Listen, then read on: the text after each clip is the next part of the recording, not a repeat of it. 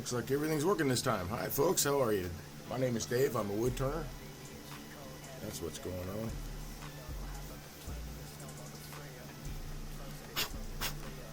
And I started this channel to become a better teacher, better demonstrator, to become a better turner myself, but to help folks like you become better turners. Today I've got one last piece of the cherry that I got from my friend TC Schmo. When I got to it, it had split here, so what I did was just split the piece, and I'm just going to round this out now and let it finish its drying process. I want to knock off all these corners because that's where the wood is thinner, and it'll dry out faster, which could cause more cracks. So I'm gonna turn this round, these two round, and then put them on the shelf and use them another time.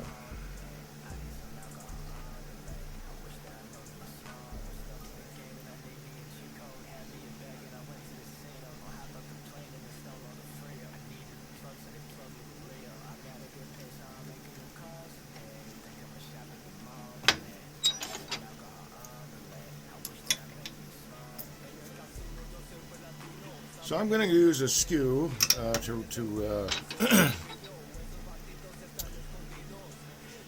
round these out, and there's a couple ways to do this, but I like to use a peeling cut when well, pretty much the only time I like to use a peeling cut is when the wood is in spindle orientation, that is, the grain is running parallel to the ways of the lathe. So I can do a peeling cut with a skew pretty quickly. I think I might want to... No, let's leave it with that. And one way that I show people how to do, and I've got my tool rest, I don't know, probably... Let's drop it just a little bit, about a centimeter, not even that, 10 millimeters. What that equates to, 1/4 of an inch.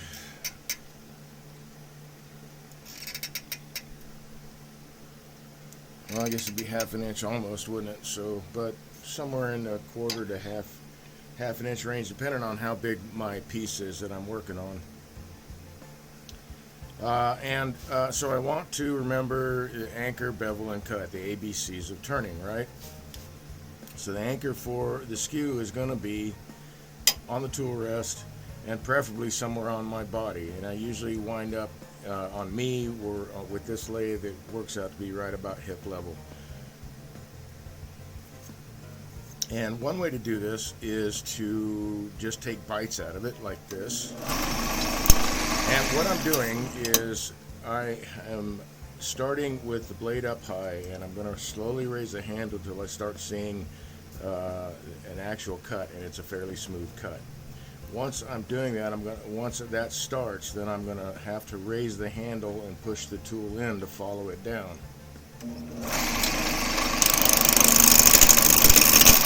So my hand is just sliding up my body. It's still anchored to my body.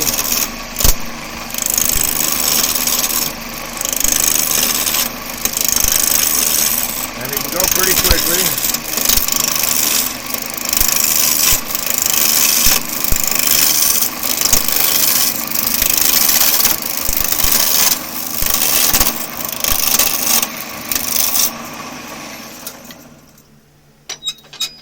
So we've knocked, all the corners off. Actually, I probably could leave it this way, but there's still little corners and stuff. So we'll just keep working our way down till where it's round. I can do that again with peeling cuts, continue with peeling cuts, or I could run the skew and rough it out this way. Either way doesn't matter. The results are pretty similar.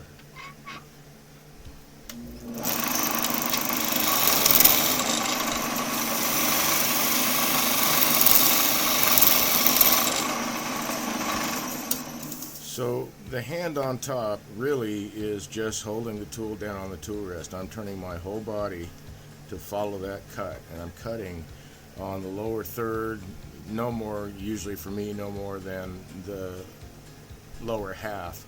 And that would be my suggestion to people who start working with a skew. Don't cut more than a third to a half. Either way, if you're using the long point or the short point, it doesn't matter. You start getting into catch territory if you start taking too much.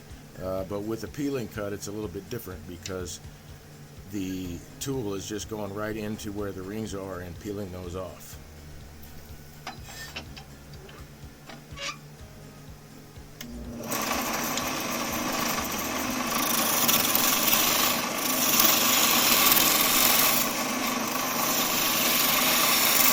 Now, I used to own a roughing gouge, but after I started, cool, man, there's going to be some beetle galleries in there. Nice, nice, nice, nice.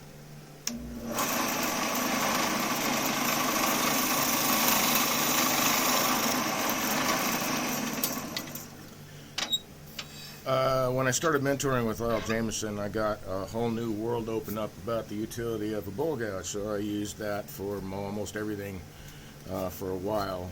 Started picking up other tools and trying to learn how to use them properly.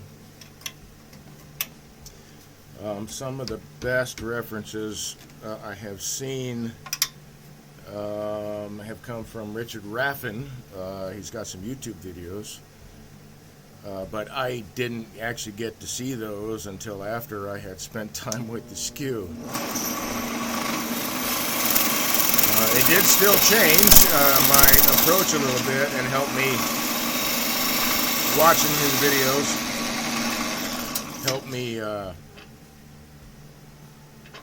nail some potential problems down.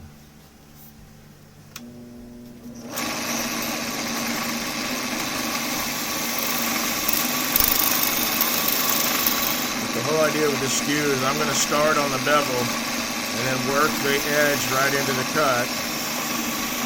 Here my cutting edge is 45 degrees-ish to the surface of the wood, and it is, well, technically also a planing cut, I suppose. Not a peeling, I mean, it is a planing cut, not a peeling cut. But I guess technically it could be considered that too. Alright, so I'm going to round off the edge on this one, this side.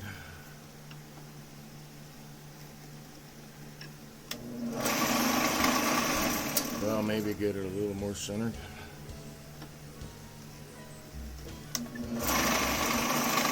That'll work.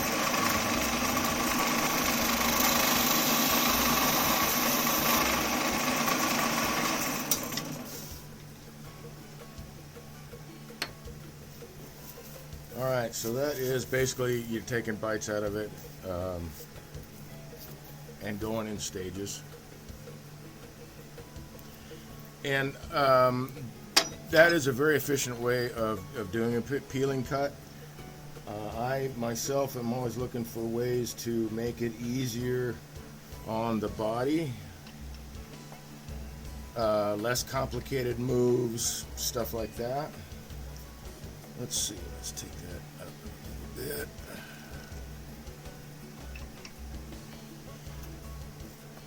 Make sure that's secure. Connor Mello, hey, how you doing, man? I'm doing all right. How's it going over on your side of town?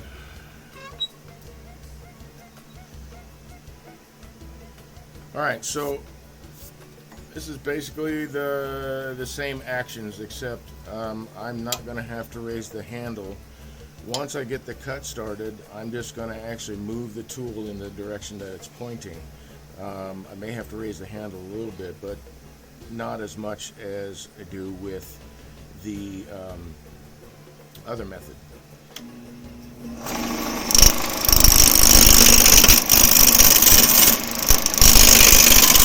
So what I'm doing is I'm pushing it with my hip right where it's anchored. I'm just going straight in, well, not straight in. The handle is down.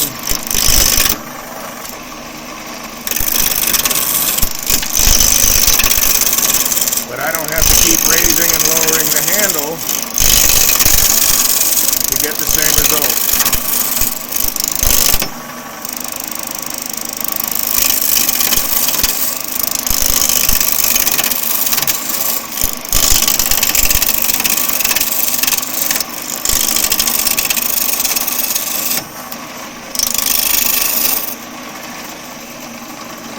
Tighten down my tailstock.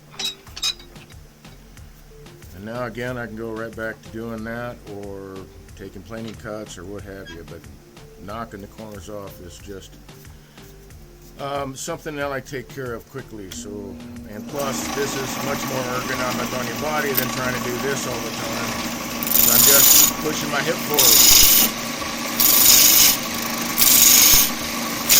So my entire body is doing the turning, and it's on a strong joint.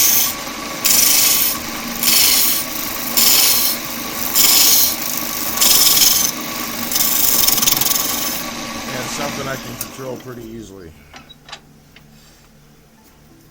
That is not a split, that is a bark inclusion, okay.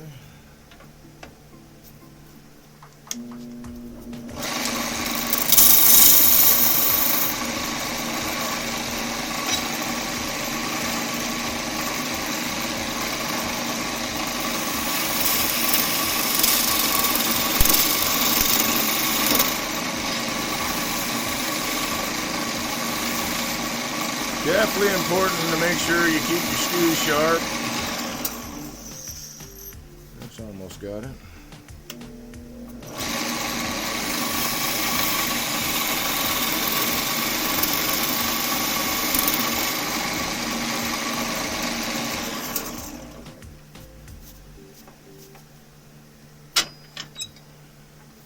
Let's knock this down.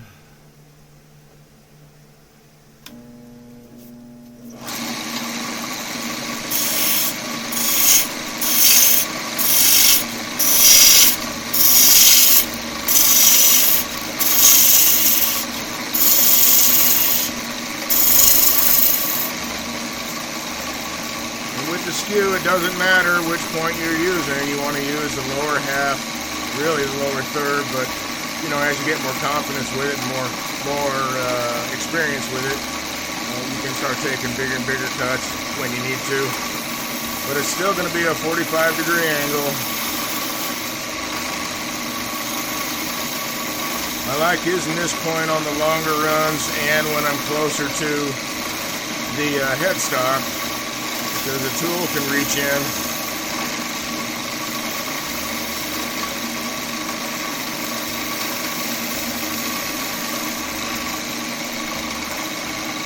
In some places that other tools can't with the long point.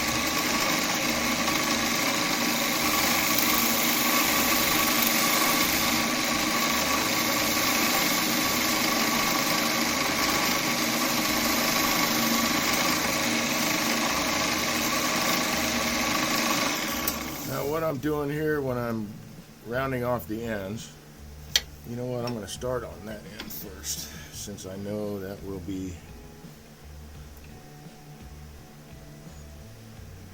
less centered. And then come back and do the easy one and move on to the next piece. That's not bad. So I want to round this corner off. When I'm taking the planing cut, I will start with, I know where my cut needs to end is going to be with the tool pointing that way. So I'll put my thumb on top, rotate my hand into an uncomfortable position, and then as I'm making that cut, following it down, I'm lifting my hand, and that causes the tool to rotate normally on its own, because my body mechanics are trying to get me back into a neutral position. So I've got to follow that corner around.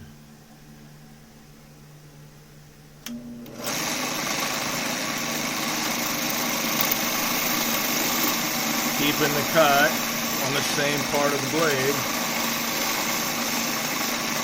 as I go around. Yeah, some more beetle marks. Cool, beetle marks. Hopefully these will survive the drying process okay. I'm sure it will. It's pretty tight grain cherry.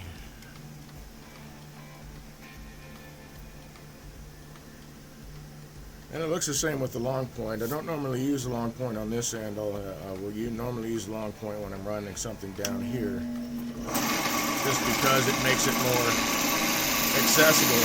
But it's no different. It's no different at all. You just have to be aware that when you're using the short point, you don't want to start getting above half, because you start getting into really serious catch territory and skate territory where you can get those spiral cuts on the top of your piece. And the same thing with here, you have to be aware of that point still sticking up, and that is catch territory, so you want to stay on the lower half of the tool that you're using.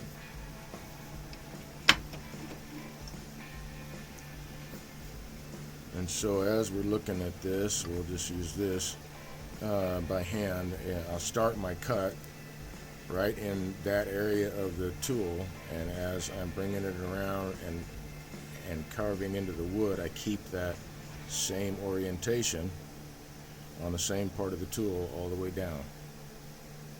It takes practice, but it's well worth doing, because the skew is very, very versatile. I need to put these blocks over here on a place to dry. Okay.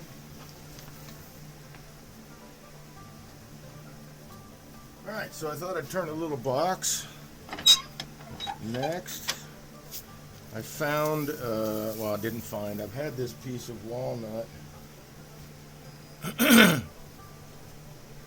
I wasn't going to use it because it split there. But I got to looking at it. I got to looking at it because I have another piece that I thought might either make a good box body or a box lid, which was this piece of cherry burl. I may make this the box. I'm not sure. Excuse me yet. But I did notice where the splits went to, and I marked those on a pencil with pencil, and that means I've got this much good wood to turn. So that is what I'm going to do. I will either use this as, no, I think I will use this as the box. I'll turn a box out of this, get rid of all the wood that's not useful for this, and then turn the lid, and then the finial.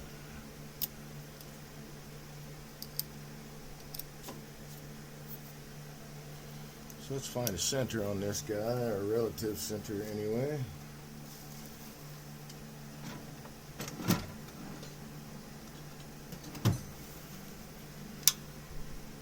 Although I could chuck it up, that would work too. You know, I think I will. I'll chuck it up. We want to do that bit between centers. That was chuck. So that should be okay too. All right. Let's put those away.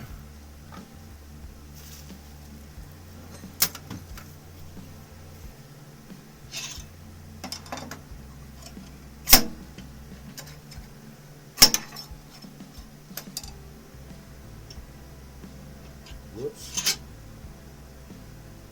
Did not start recording. Okay. Cool, now we're recording.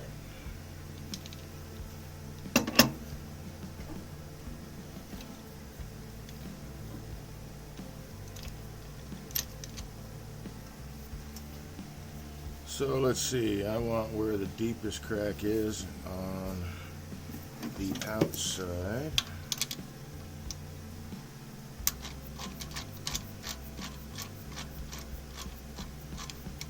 I may have to put this between centers if this doesn't fit in this chuck. Yep.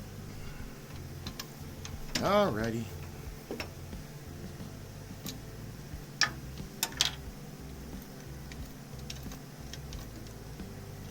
let's do that.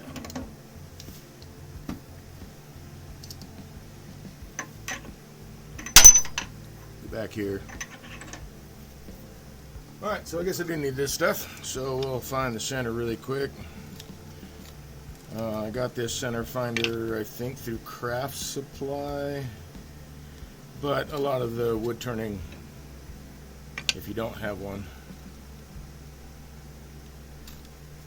a lot of the wood turning stores, suppliers, I think it might even find it on Amazon.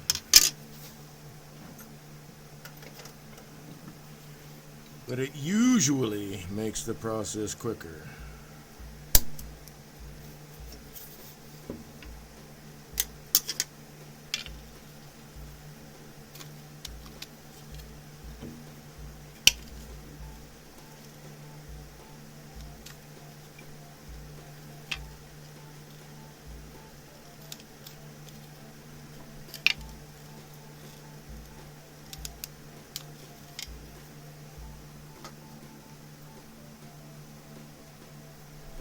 I usually find with this that I need to strike 4 lines to find the exact center.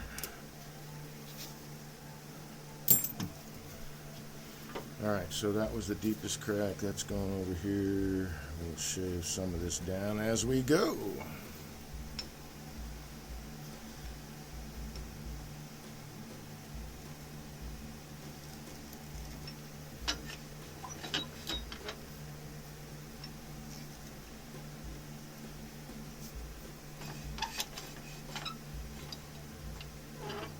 So I will use my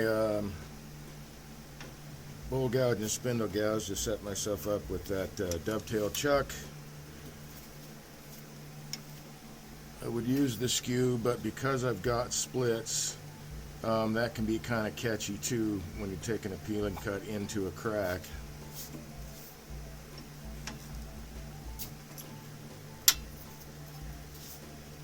And I want to avoid those.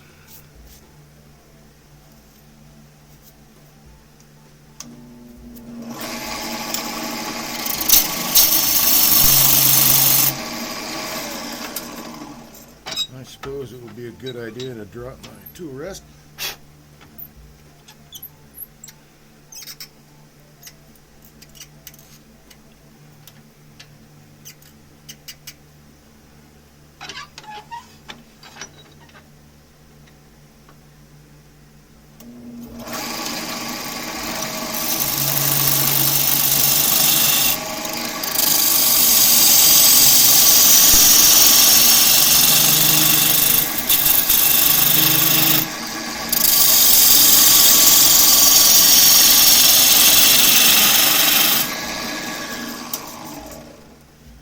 So I don't know how deep that crack, oh, it does go pretty deep. Never mind, I was going to say I don't know how deep it goes. Maybe I have more wood to work with than I think.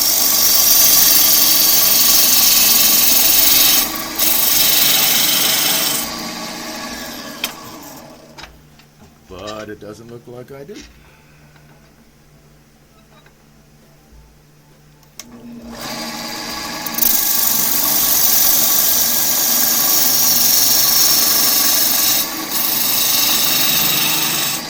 I like to be as close as I comfortably can with,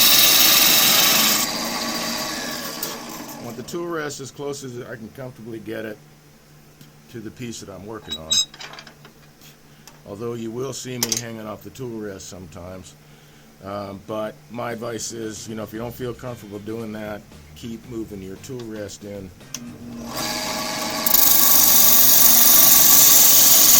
Some tools, or the heavier mass tools, will do better.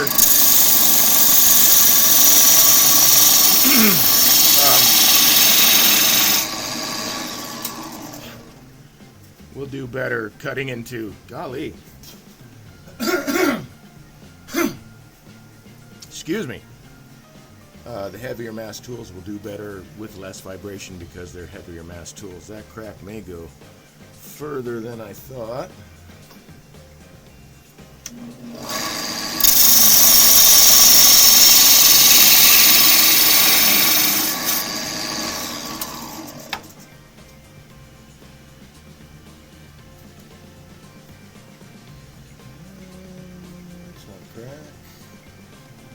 is. Well, maybe it'll be gone soon. Running out of wood.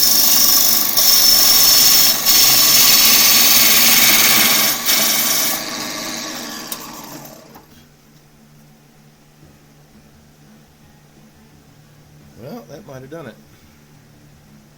Let's make sure. Oh, okay, still a little bit right there. So I think that it's just about gone, so I'm going to take my spindle gouge and get myself set up for a dovetail hold in the chuck.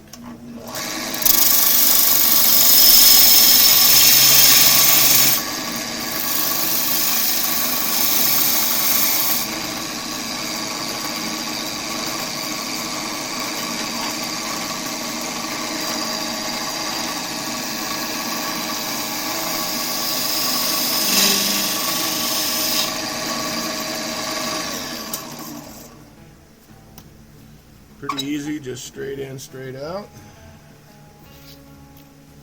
I'm going to see how much we actually have. This may just be the lid. You know, let's just take that down with a parting tool.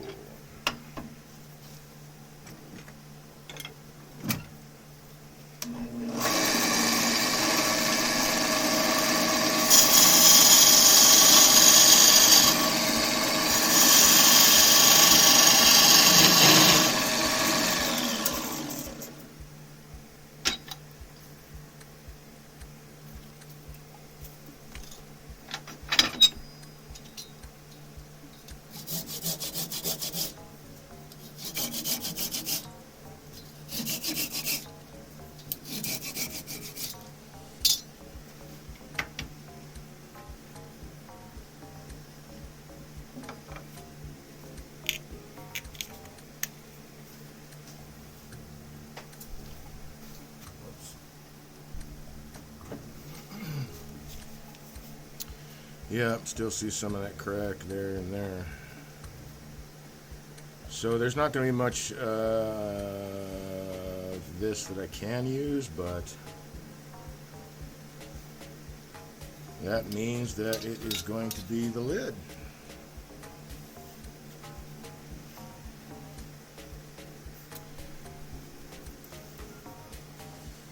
So let's start with this guy. I guess it'll be a smaller box, but I don't have a lot of this to work with either, so that works for me.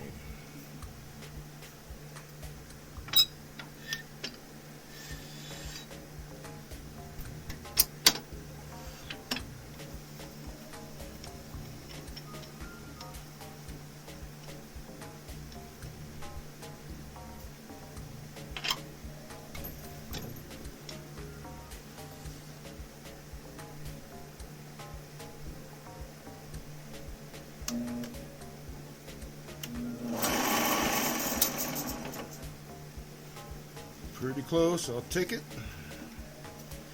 Alright, let's see what kind of shape I can give this guy. I've got this chainsaw mark. I don't know how much of it I will be able to keep. Hopefully some of it, give it a little bit different texture on the outside.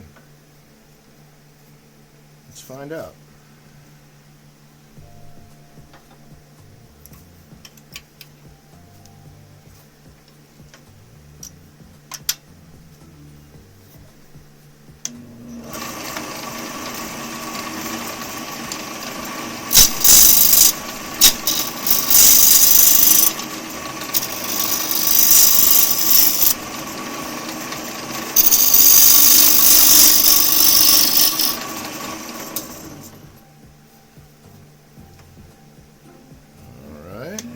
It will have to be a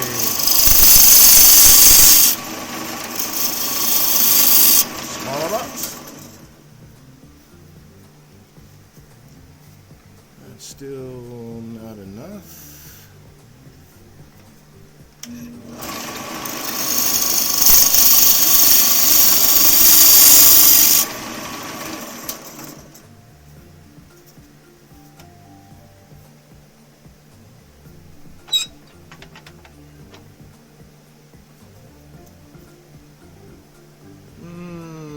think a little bit more.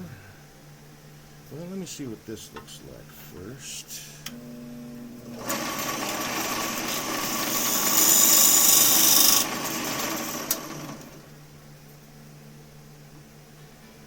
That's kind of cool.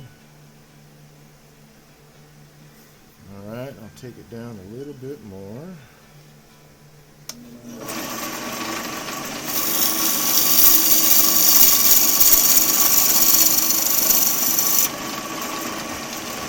Guess that's gotta go.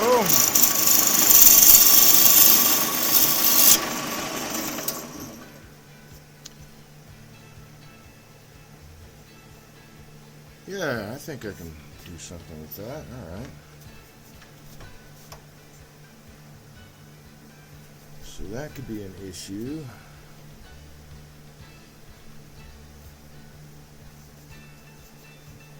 Will be an issue. So I think what's going to happen is I'll make a tenon insert for this because of that split, so that the box, I don't know, we'll see. We'll see. I got ideas.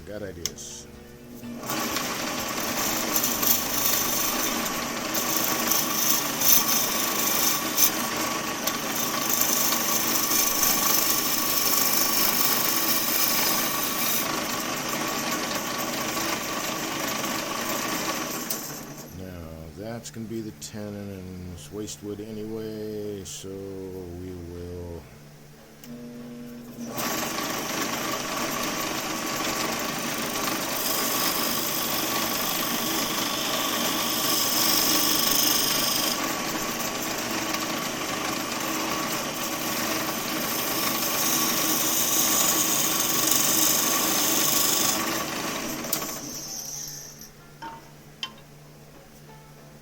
yeah, that'll work. So the bottom will probably be on that bit there. I don't know yet. So I like that. I think I will also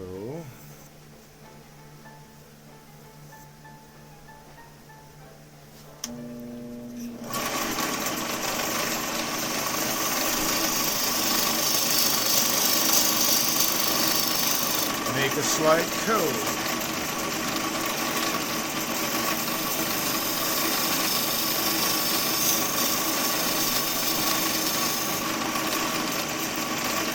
Now that I look at it,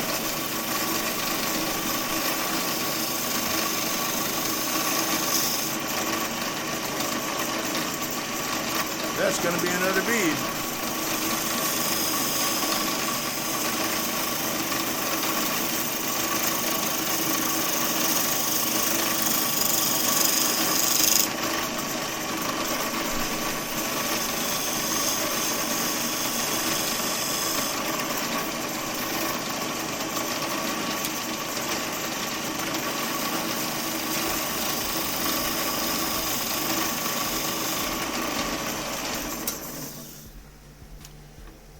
Then I think I'm going to burn 2 lines there.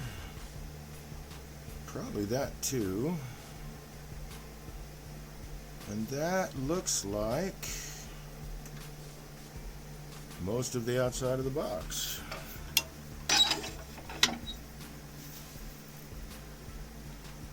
Let's see, I'm looking for wire.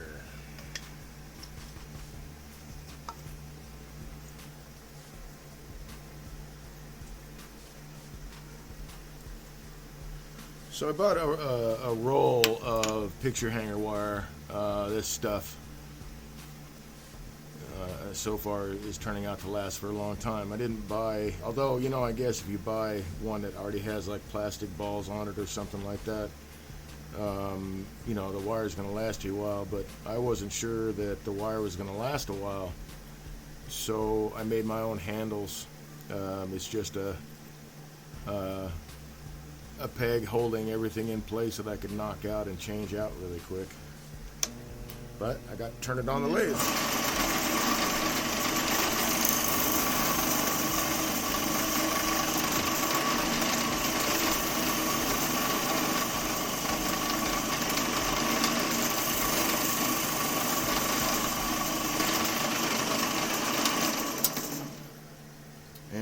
I usually cool the wire down is I wrap it around my tool rest, which is a much cooler metal right now.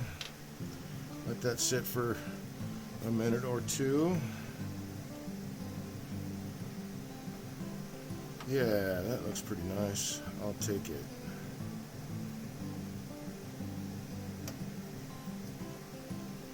I may take a wire brush to that, but maybe not. I don't know. We'll see. Playing around with this. Okay, so that is my box. I'll finish the foot off later. This seems to be cool enough now.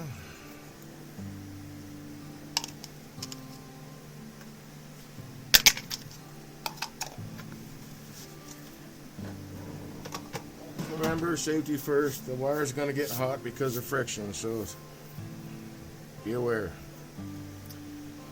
Okay, I think I can put her in a chuck now.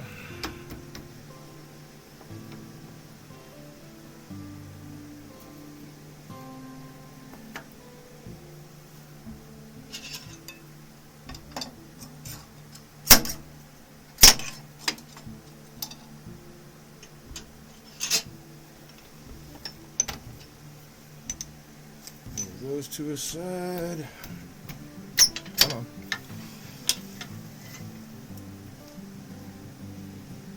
Let's move the timber down here. Grab this dude.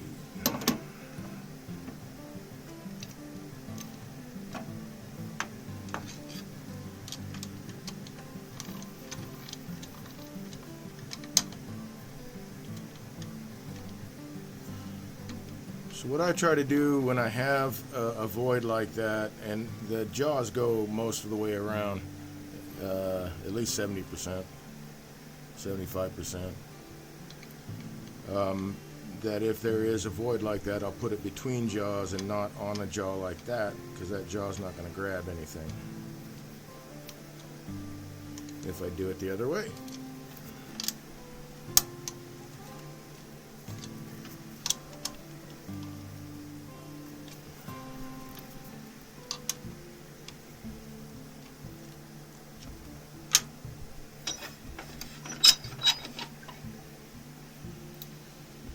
Okay,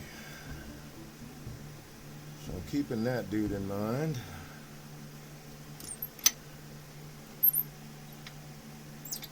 because I don't want it to fly apart.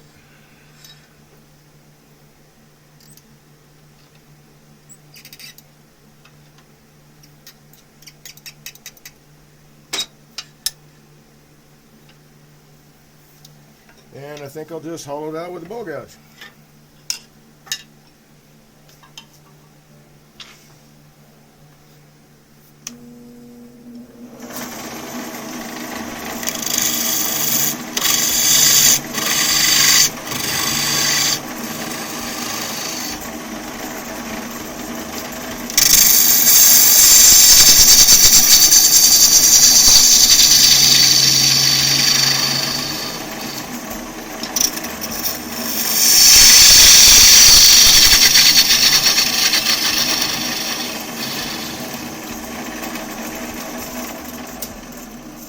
For a sec, I do need this side light. And to inspect this as I go. Alright, so that is definitely, crack goes all the way through. So having a sleeve to fit in there and glue in place will not only help hold this together, but the pressure of the lid coming on and off won't split this apart later. So I think that's the route I'm going to take.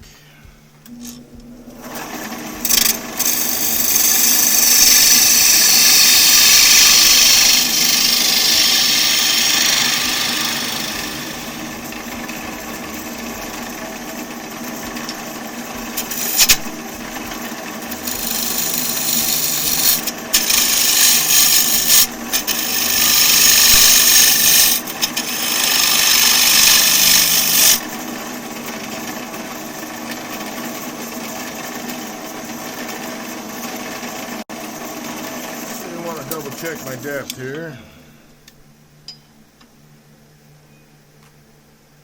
I think I am going to leave that natural edge on top too. Okay, so I can go a little bit further, maybe a 1/4 inch, maybe 3/8, which is plenty enough.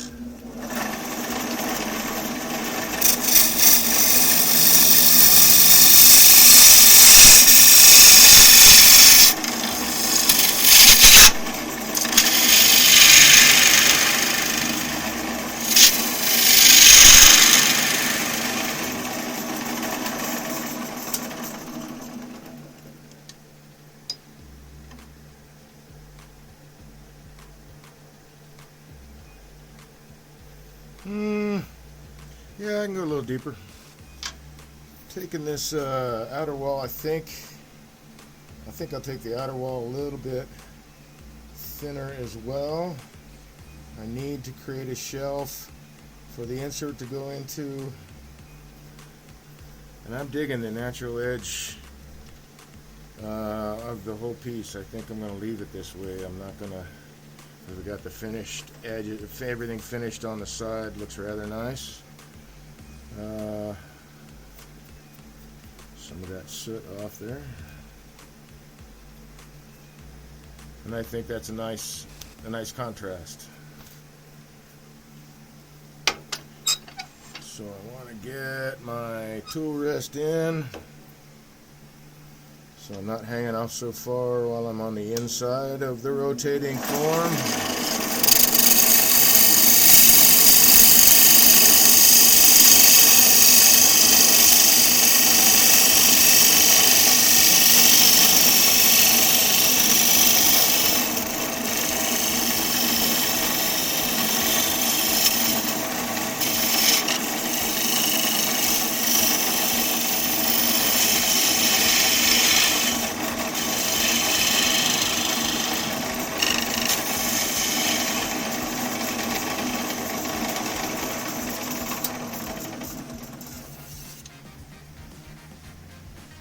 Nice, but I think I want to bring that bottom this way.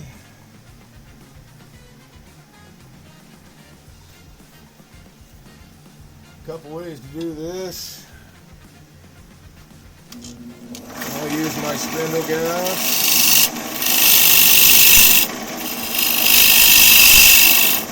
So I'm cutting at an angle going this way, not directly into the side. So if that gives me my 45-degree angle to the grain coming out or going into the side, I'm going about 45-degree angle this way, hollowing out, so that I get a cleaner cut. I'm not going directly into the side that way.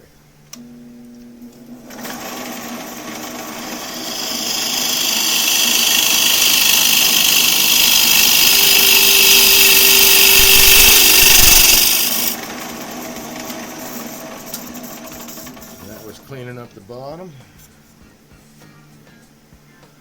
Okay.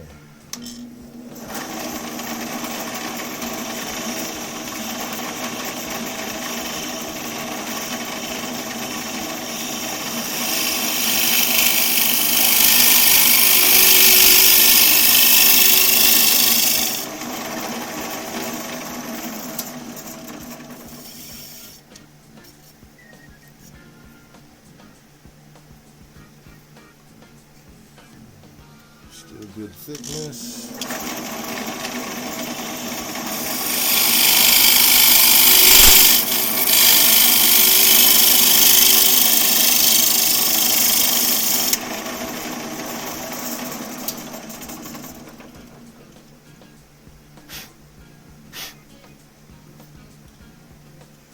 And now to get the tool marks out.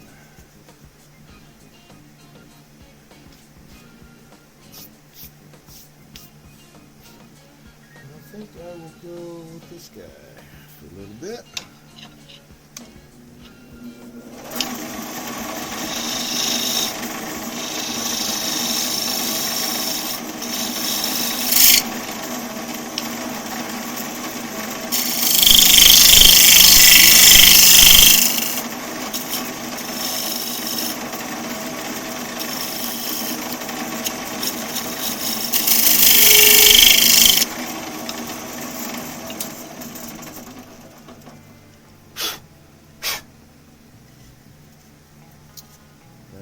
good.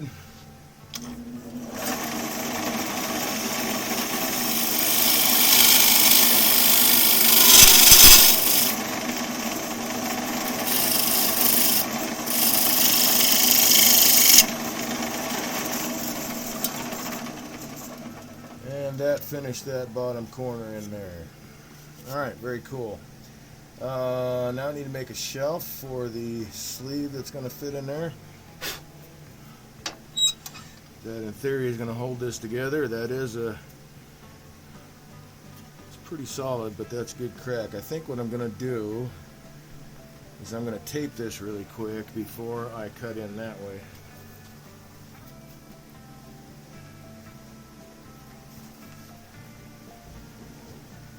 Let's see. Not that. Yeah, that'll do.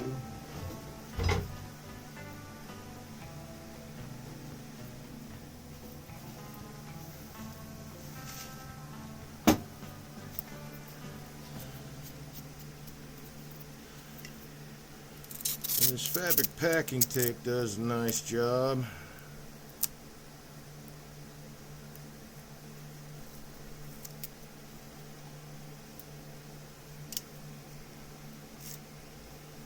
Holding things together.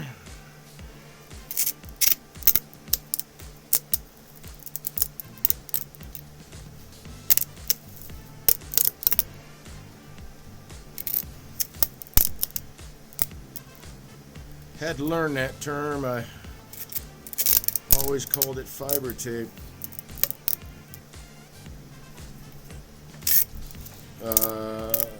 Because like in chemical industry or even glass making, sometimes they use this stuff, and you just go, people know exactly what you mean when you say the specific type.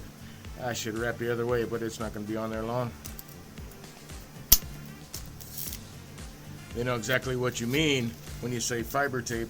Package wrapping tape could be, the wide cellophane. It could be any cellophane. It could be a colored. It could be anything. Is my point.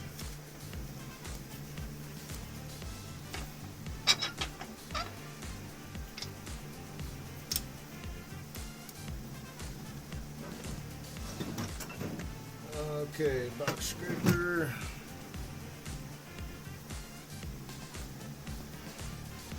So I'm going to take light cuts because of that crack. I don't want to blow this apart.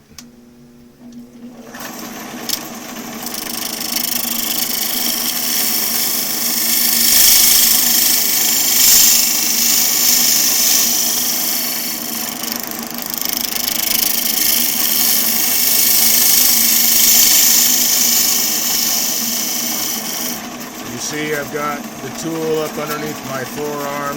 Rotational pressure is trying to push it down.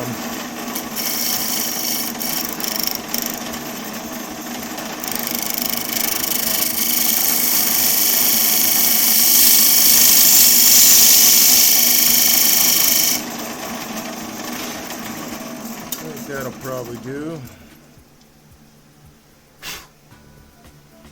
Now I just need to turn something to fit in there. I think that's a good thickness, gives the impression of the rough outside edge. I'm just trying to decide whether I like this corner being there or not.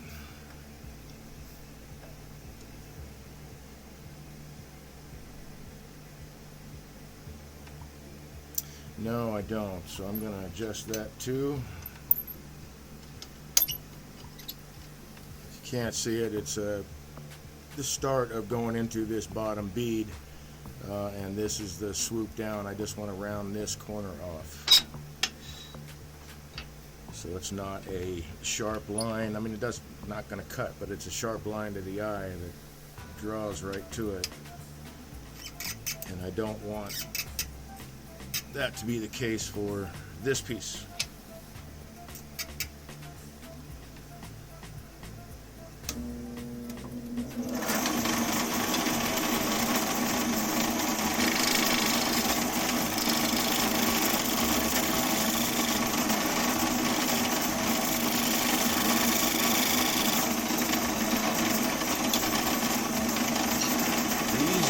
cowboy, you stay.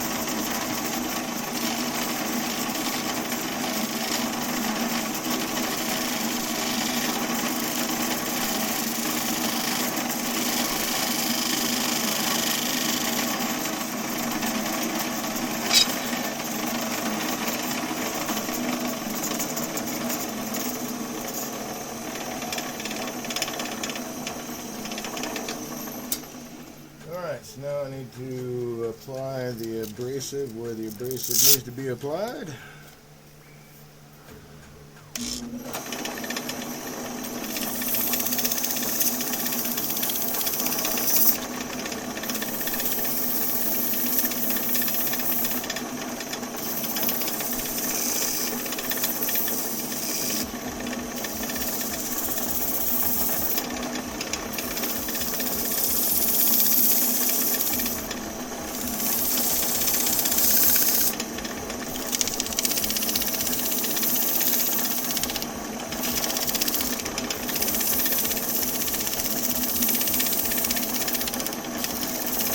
I do talk about this a lot. I've got very little pressure on the abrasive against the timber itself. For one, I don't want it to grab. It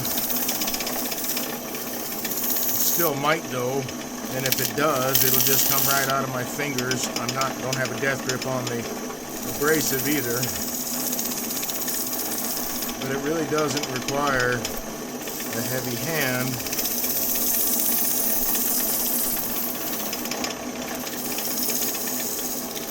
Especially when you're using higher grit.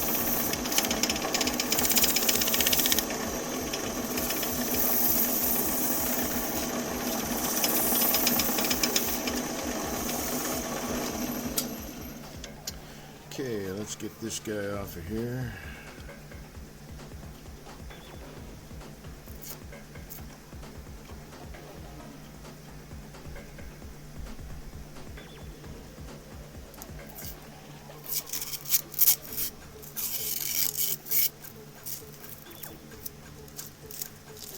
Ruh-roh, Reggie.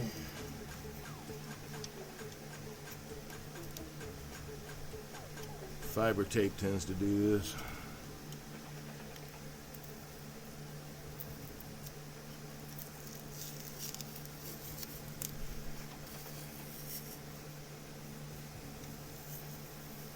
I don't think I need to put any abrasive on that surface.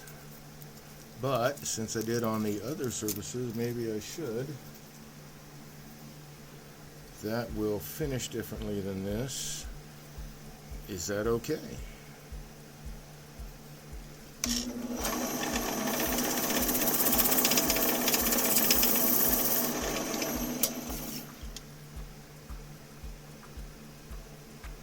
That'll finish differently than this a little bit.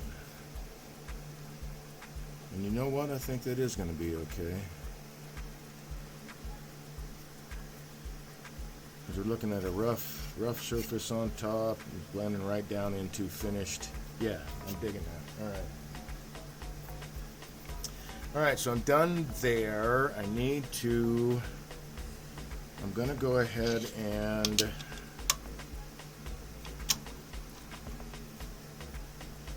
turn off the bottom.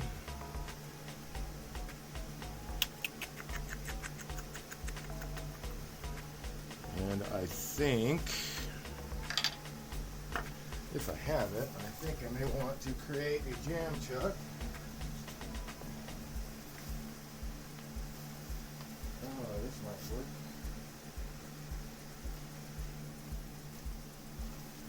Since I have my center point, I can create a jam chuck that sits on the outside, not on the inside. Normally when jam chucks are made, at least from what I have experienced, the jam chuck, it will fit inside a piece so that you can turn the whole outside, and it's just the wood and maybe a piece of paper towel, wet paper towel, holding it together. It's going to be light cuts, of course, but what I'm after is to capture the outside. I don't want to put a jam chuck in here because it is a tight friction fit because of that crack. So I'll use this large piece of honey locust to make little jam chucks like that.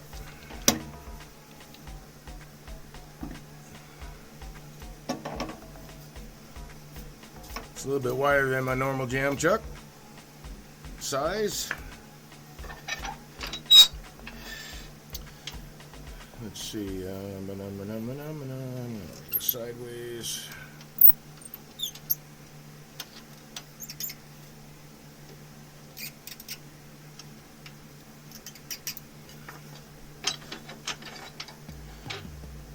Alright, so I got to take that tenon off because it is just as wide as that, and I need to sink this down in, so that's got to go.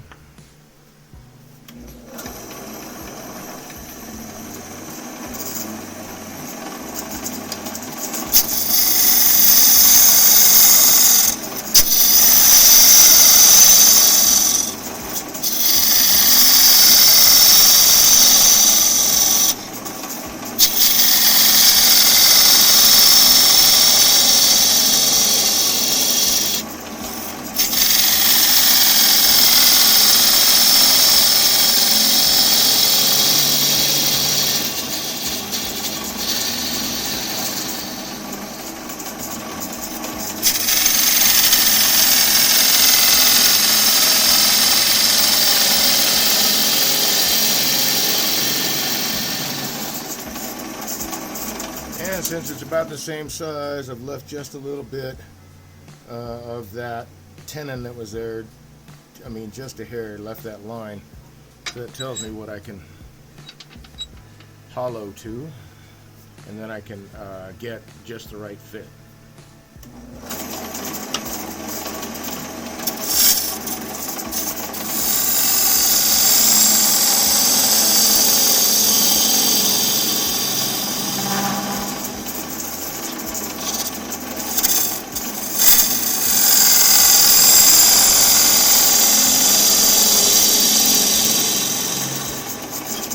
I think that should be deep enough.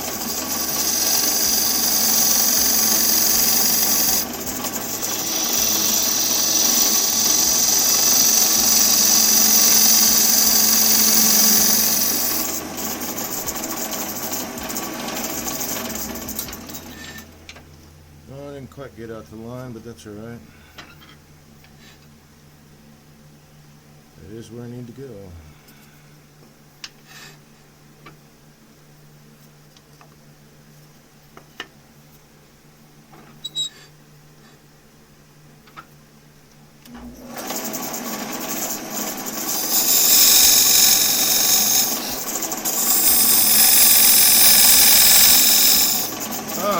This may not work out, we will see. I just realized, although that's fairly flat, it'll probably be fine. That surface is fairly flat, it's not going to sit cockeyed, plus I'm going to have the tailstock up in there, so maybe it'll be alright. Whoops. Ooh, that is perfect. Oh man, I lucked out on that one.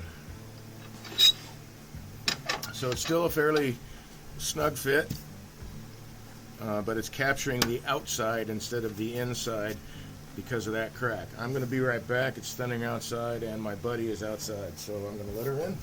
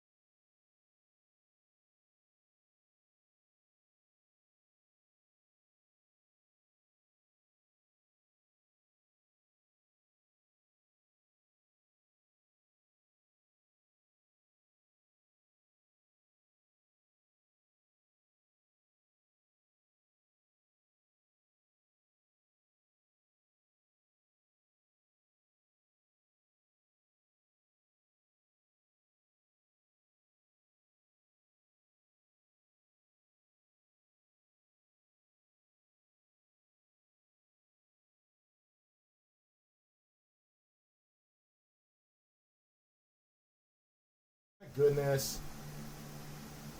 Like none of that was on video. Holy cow. Alright. Sorry about that, folks. I was thinking about this shelf here. Putting a sleeve on it would make the lid proud of that surface that I wanted to keep.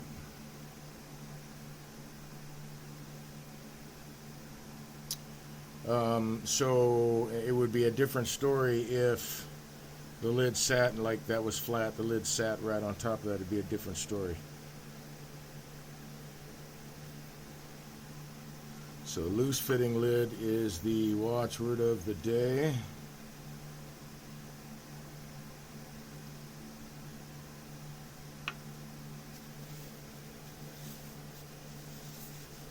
Sitting here talking and all you have is a "be right back" in the background. Yeah, sorry about that, folks.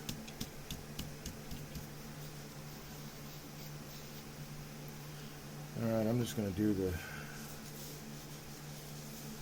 bottom of this guy.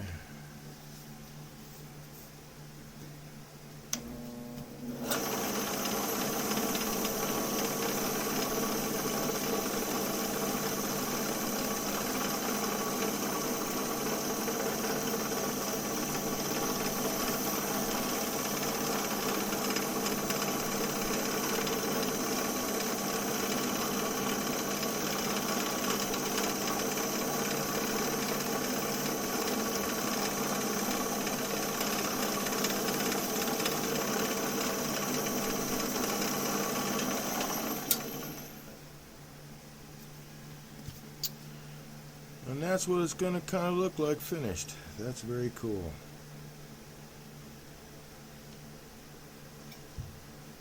Alright, time to get the wire brush out.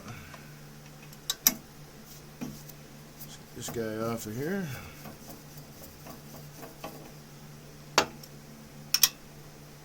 It's funny, I keep my eye out for these face plates because I've got a few, but most of them are attached to a block of wood that I'm using either as a glue block or some kind of jam chuck set up like this. It's kind of amusing. Okay, I want to use this guy right here.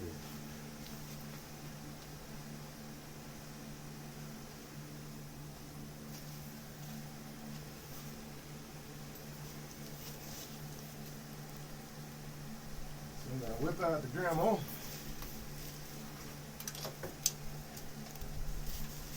And use a wire brush to clean up that surface right there. I don't know if that's I don't know what that is, what is discoloring the wood there. I'm hoping using a wire brush real quick will give me an idea. Maybe I don't need to remove it completely. Maybe it's just naturally part of the wood or something has dripped onto it. Although I can't imagine what that might be.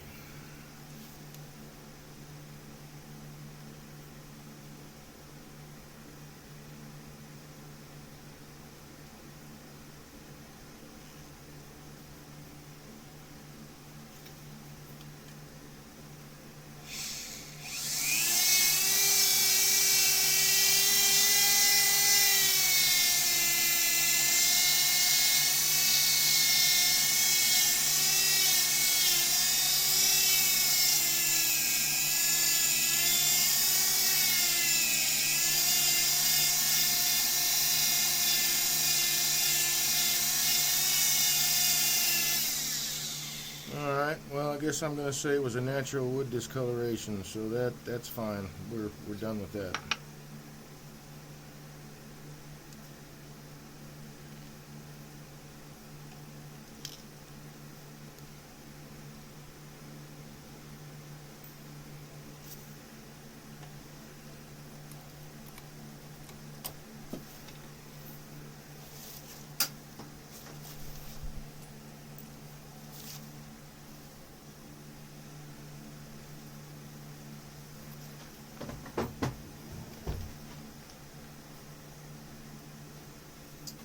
Okie doke. Groovy. That's a nice looking box too.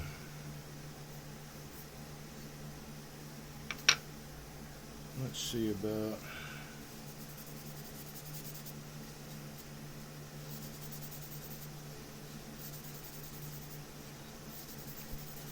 just finishing that whole bottom ring there.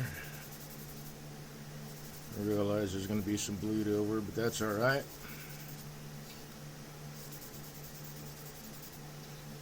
I didn't want to spin this on the lathe with the paper towel because all those little nooks and crannies will just tear this paper towel apart.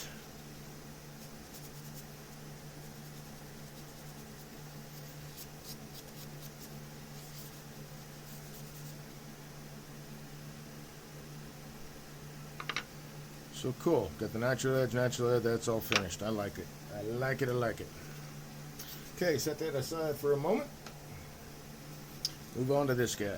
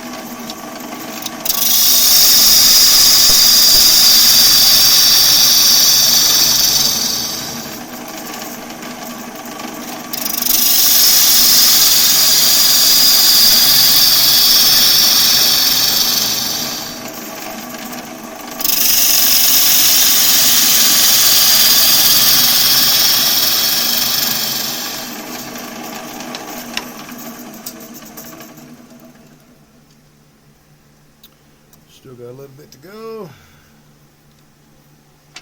Oh, I didn't realize there's a pith in there. Oh, I think this was a piece of crotch wood then. Alright. That should have some nice figure in it then, maybe.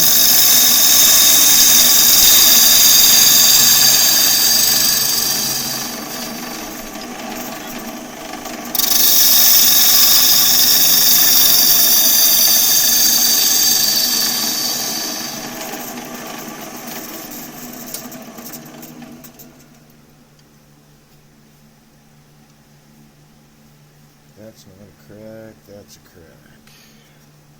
I think. Yep.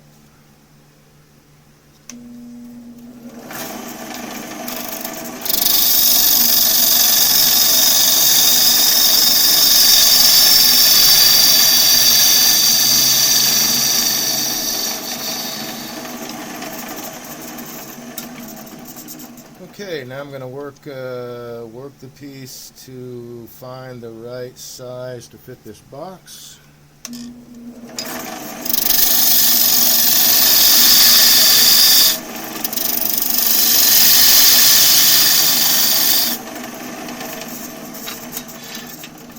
See how close I am here.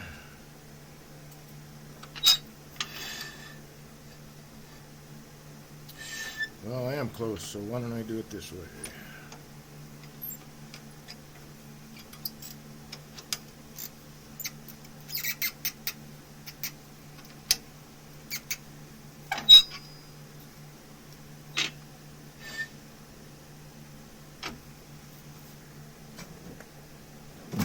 Leave it out.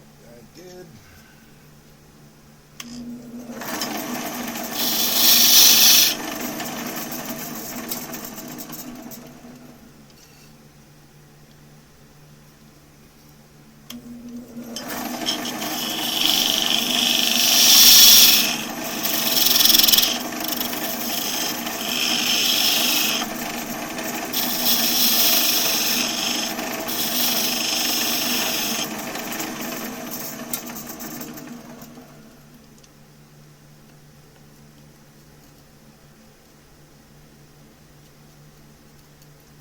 too loose.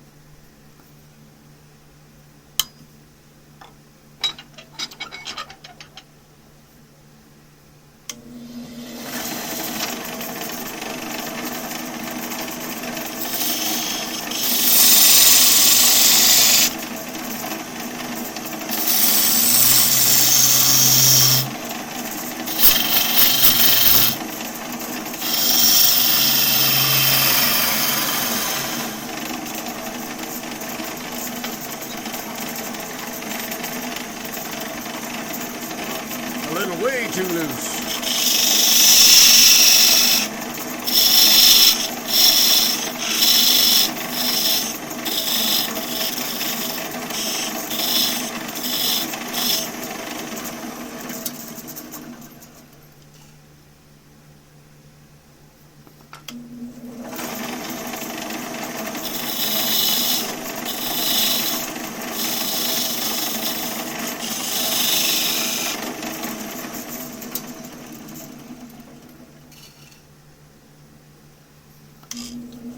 Gotta sneak up on the size fit that I want.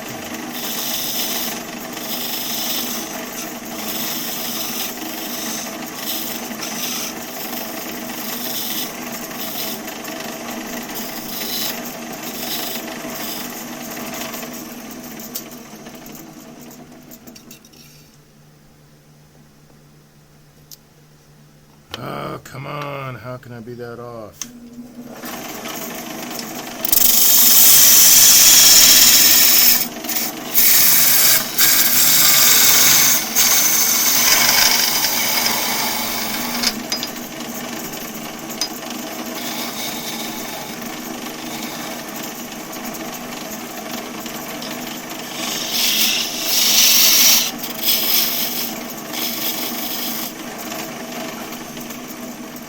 This one's got me a little tricky, man.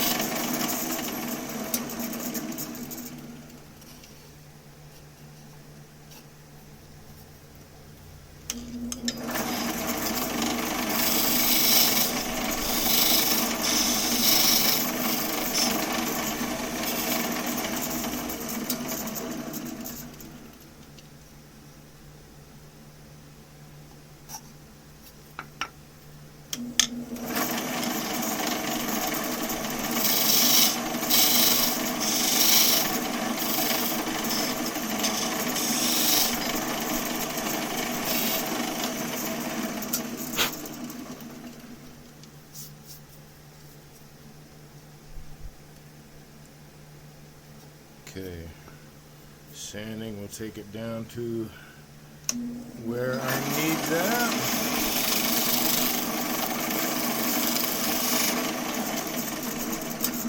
Well, they may have, it's just a little bit. Ooh, no, that's it right there. That's the one I want. That's the fit I want. Okay. Now I know what my lid diameter is.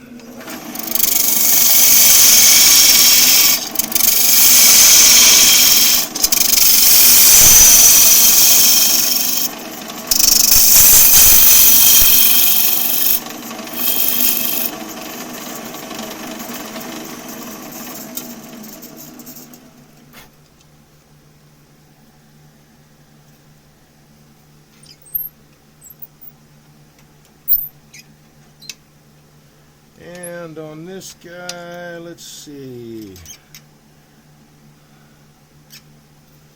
How do I want that to look?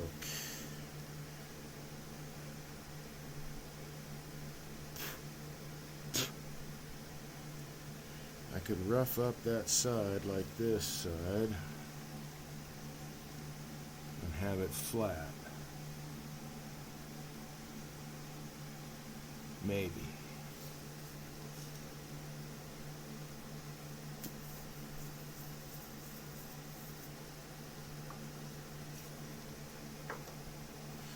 Alright, I'm going to set myself up for being able to hold it with the chuck in expansion mode from the inside.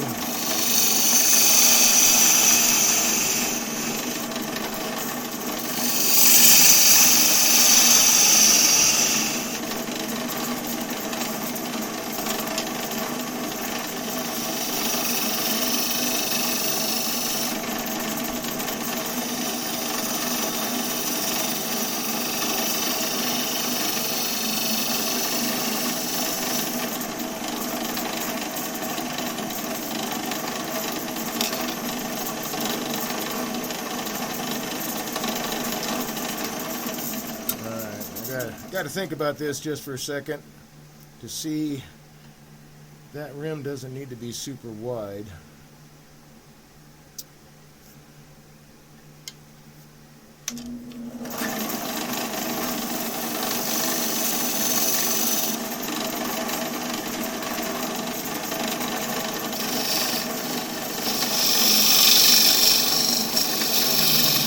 But I do need enough meat, enough timber on the outside to push back against the chuck jaws as they expand. So I think I will leave it at that. I don't think well, let's see, if I do this flat, I think I will do this flat, which means I really don't need that much of a tenon either.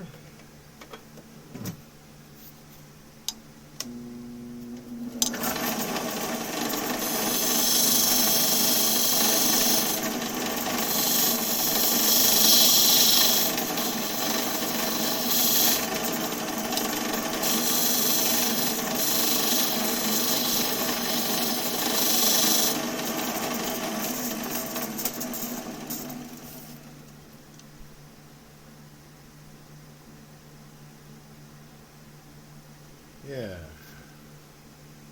that's exactly what I think is going to happen.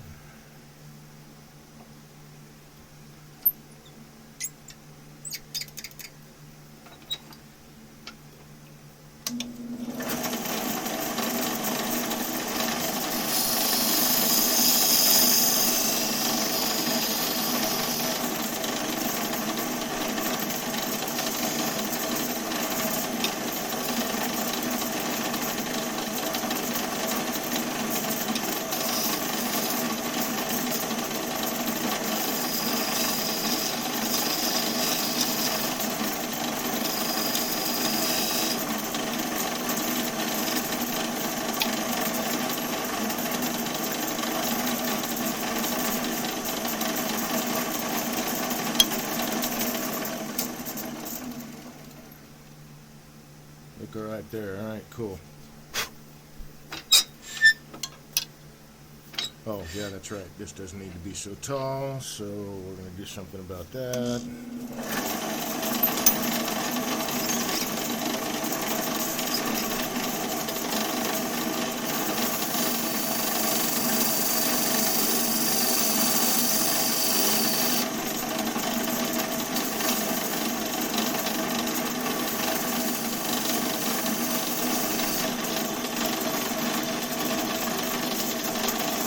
Okay, I think that will do.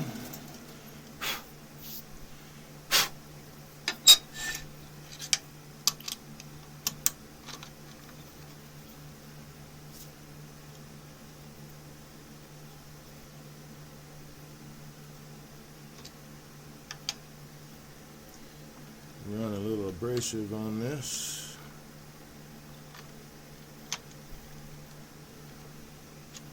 This corner right here.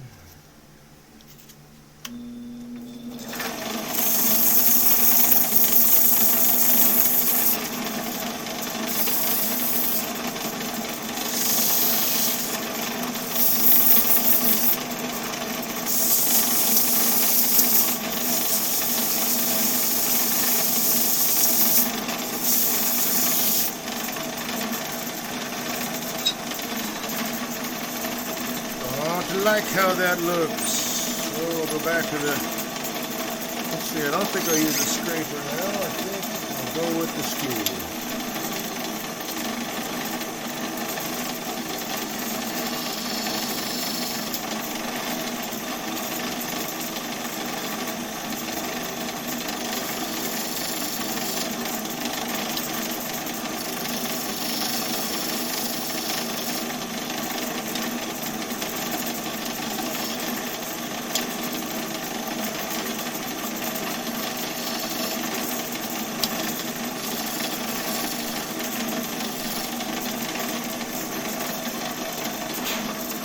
That looks much better.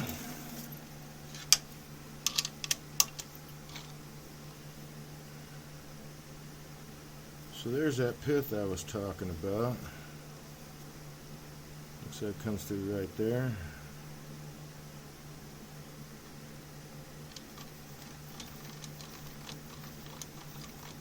Oops, that's what I want. Do I need to do that? Yeah, I need to do that. Got to round one more corner.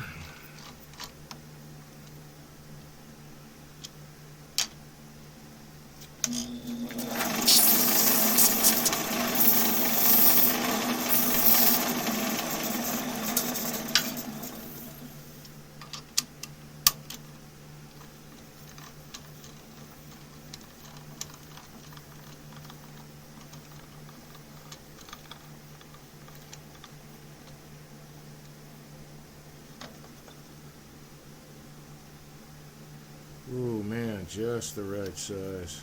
Oh boy. Alright, so I need to set my depth there, which is going to be, first of all, where's my plastic brush? There we go. Get all that sawdust out of the corner down there where the chuck is gonna seat.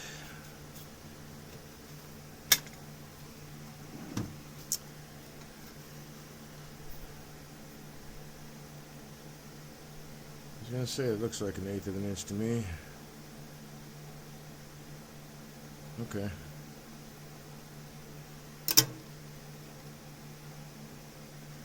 And now we have all of this crack to get rid of, all of that crack to get rid of, but this is really, this piece is pretty much it.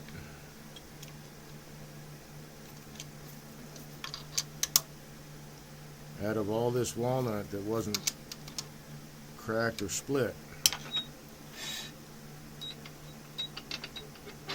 Oh, hey, I could do this. Let's raise it up a bit.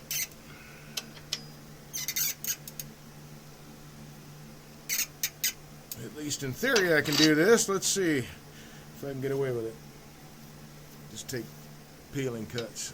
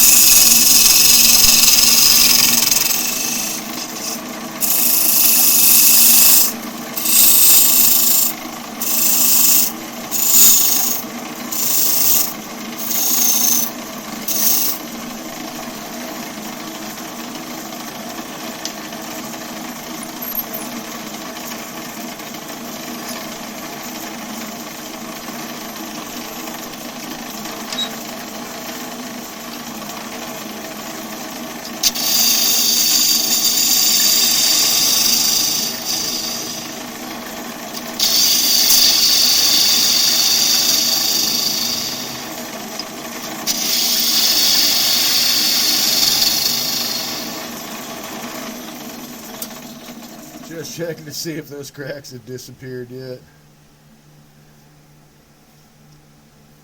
Finally. All right.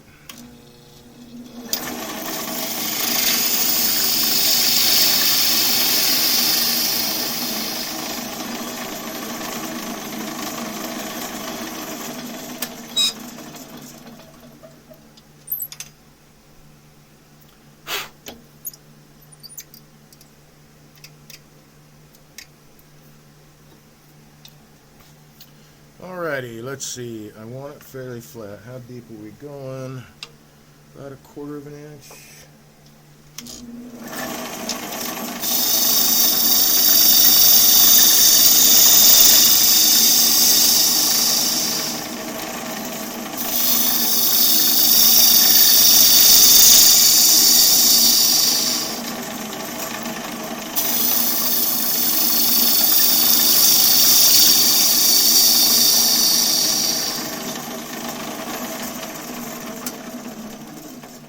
That's going to sit proud.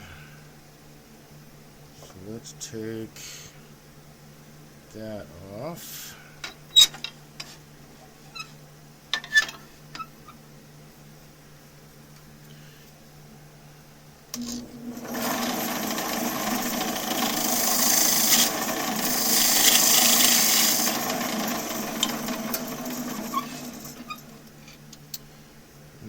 This is 2 and 3, so this is 1 and 4. So I'm going to mark it right there.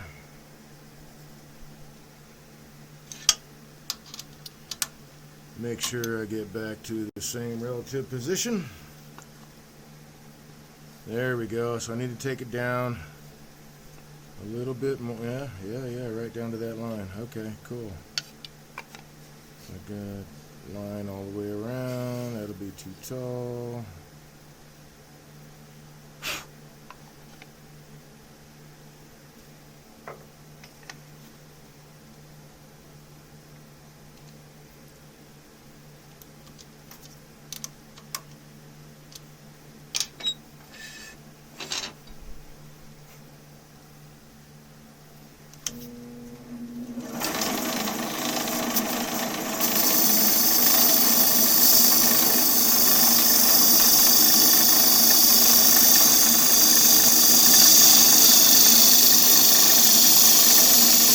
I'm only trying to move as fast as the tool can cut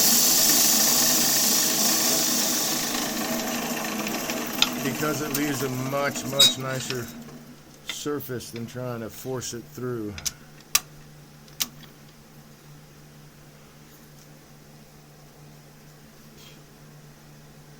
It's all about control. Okay, so that can sit a little yeah, I like this. All right, so I'm going to take it down just a little bit more. Wait a minute, let me think about that, because I got to scarify this up.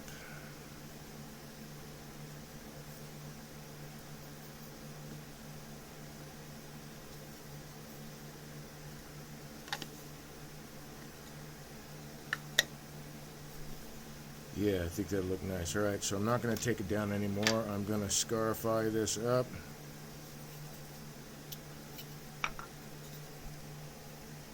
So that it kind of sort of has a similar thing going on with this natural edge. Let's see how I can do that. Thinkety think, maybe a Dremel.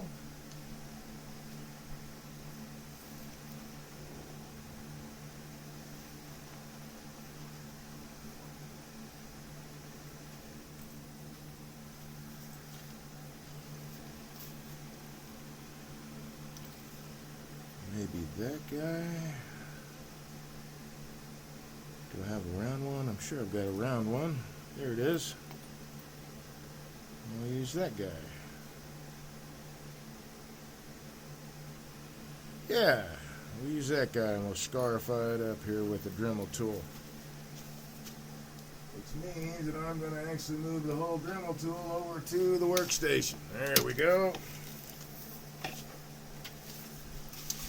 I like this setup. I don't know, you can't really see it, so let's try that. Alright, so I've got a plastic bucket over my Dremel to help keep dust out. That's all that is, it's just a Dremel.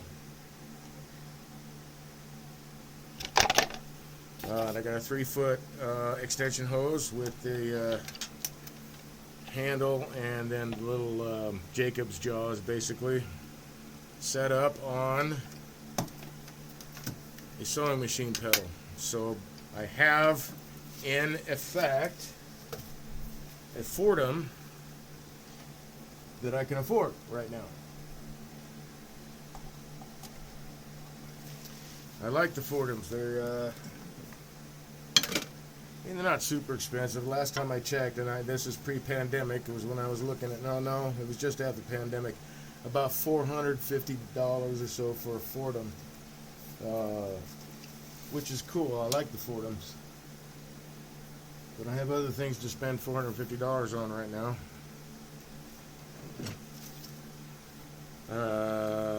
And when I was setting this up, I had the Dremel, had the cable, just needed the, well, it's more of an industrial sewing machine pedal, but it's essentially a sewing machine pedal. Alright, so I'm going to scarify this dude up here.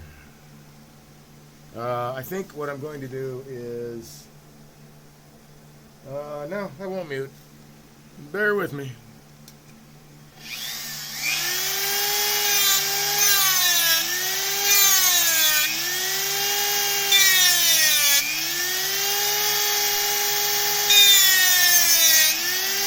Yeah, it looks like a good pattern. I'll take that.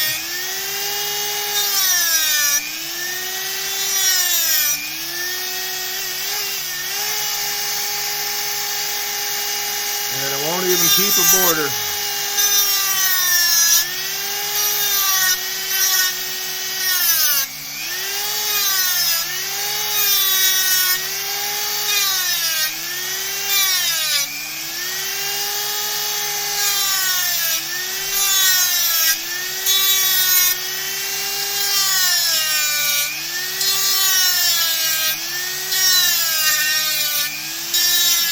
I'm not worried if it scoots across the surface and makes weird designs. That's basically, that was chainsaw surface. It's kind of going to be similar. But I am pulling the tool toward me. If I was to turn it this way, I could get all the lines left over from those burrs down inside, all those grooves, and it would be just a bear to clean that out. So the tool I will have rotating perpendicular to the surface so that I don't have those marks.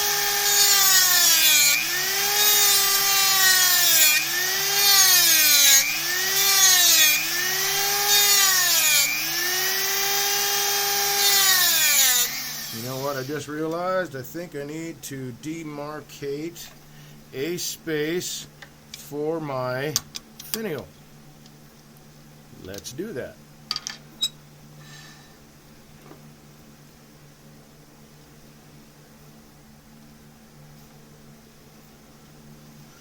Let's see, I think right there.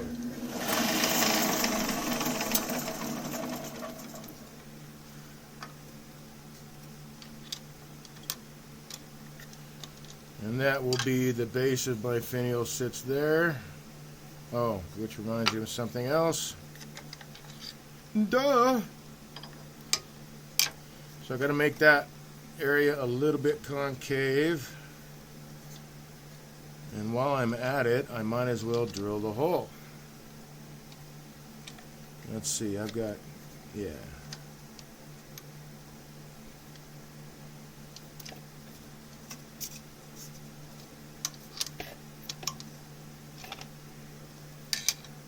So let's do that with the spindle gouge.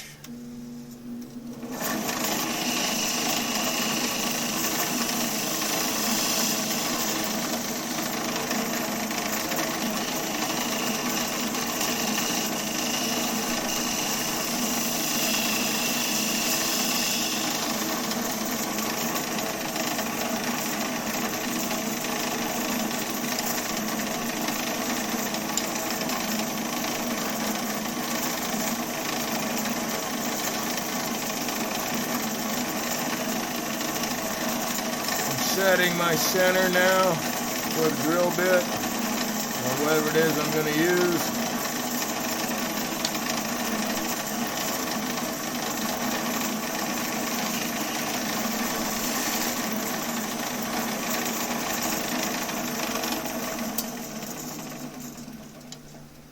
It's not a nib? Okay.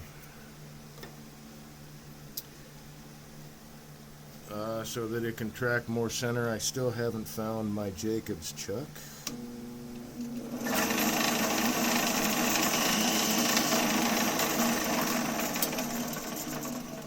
For my tailstock, so I have to do this by hand. Alright, so that's a little concave. I can now drill for the tenon and I do it a little concave, and the underside of the finial is going to be slightly concave, so that the outer rim sits on the outer rim of that circle there, and then it will have a very tiny cavity to fill with glue that will help pull things together and keep it a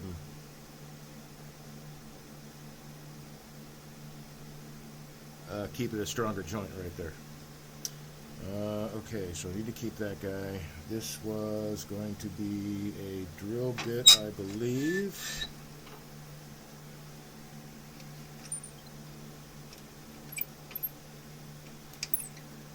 Or is it? I can make the tenon any size I want.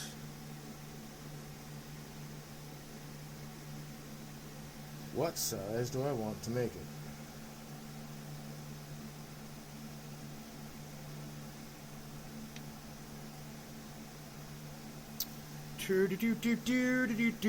Let's see what tools I've got. That guy, I've got this guy. I think I'll go with this guy. I don't have to worry about a Jacob's chuck or holding this in a pair of pliers or handle or whatever. It's too low.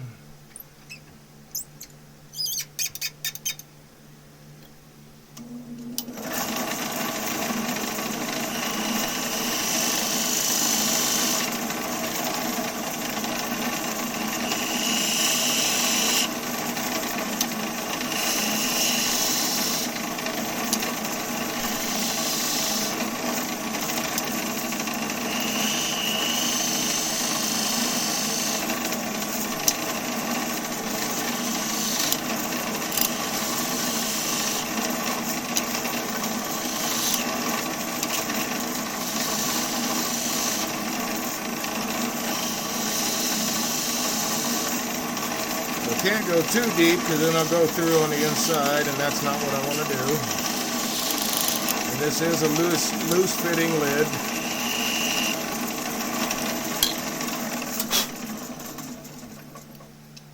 So in theory, let's see, that gives me that much. I could take a little bit more out of that.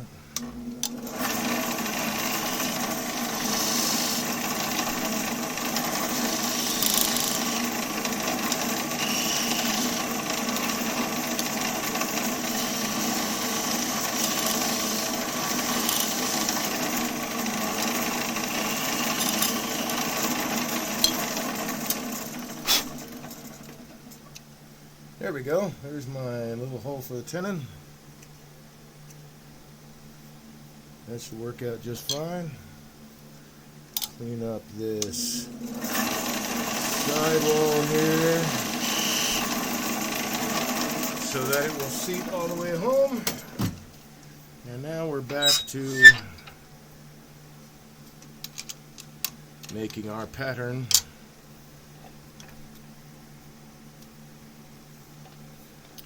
On the lid. Could I go any? Yeah, I'd go a little bit deeper, but I don't think I need to.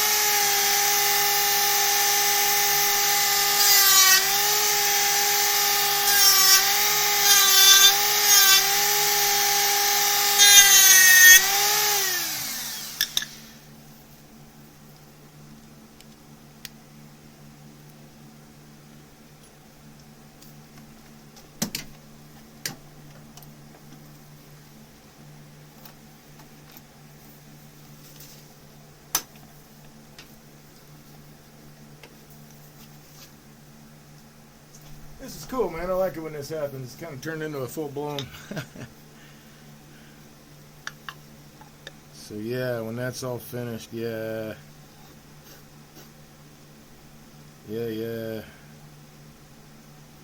That'll look nice.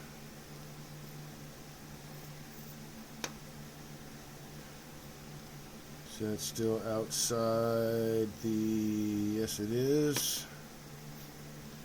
Let's do just a little bit more on that. Darn it. That's alright, I don't need to move the whole rig this time.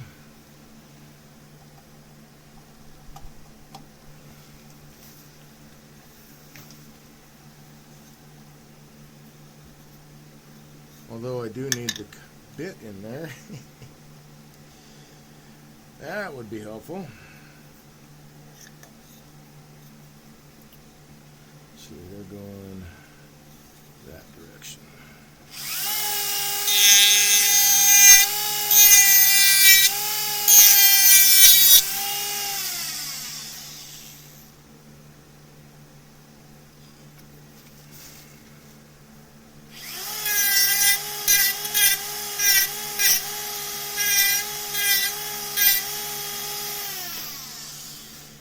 There we go.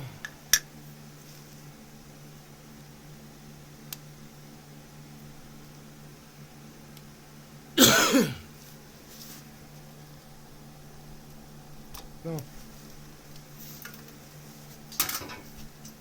All right. So we have a lid and a box. Now we need a finial to match.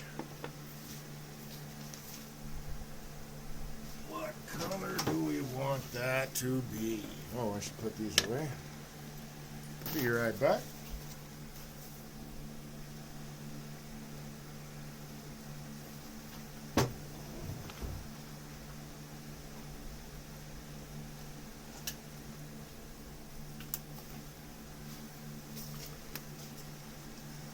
Why am I keeping that? I don't need to keep that to burn. Put it over there. Let's see, what color do I want? There's wingy. Too much brown on brown, maybe. I don't know. We'll set that aside for a sec. Cherry. Maybe a striking color. Like canary wood. Oh, mahogany. Well, mahogany might work, but I don't think. I think it will look too much like the cherry.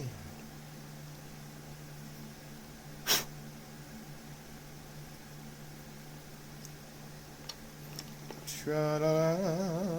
Oh, Cocobolo, except it's not big enough.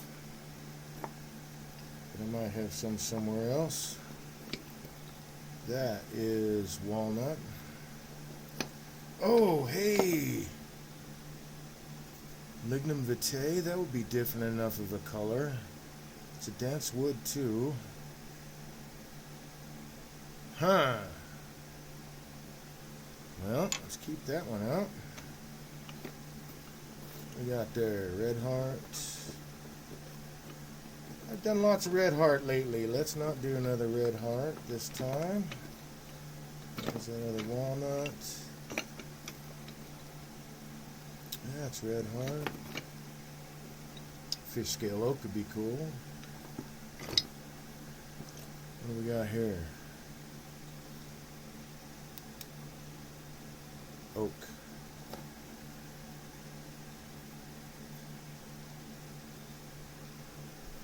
Is this walnut? This is walnut. Alright, let's see what I got on the other side of the aisle.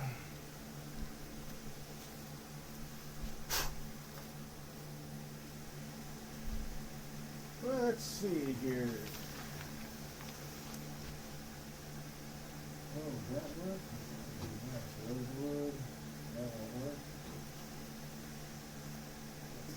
That's walnut.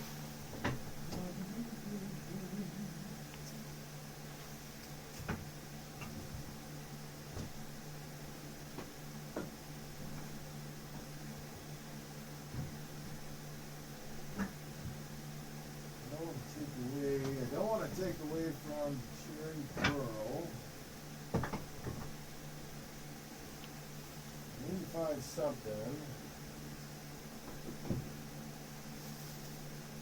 Tie the two together in a nice way.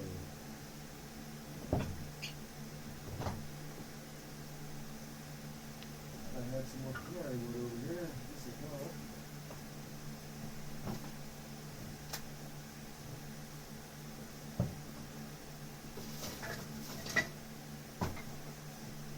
What's this guy?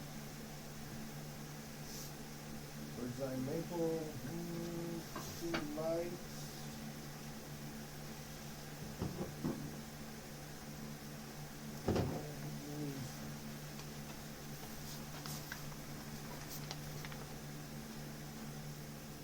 What have we got here? That looks like honey locust.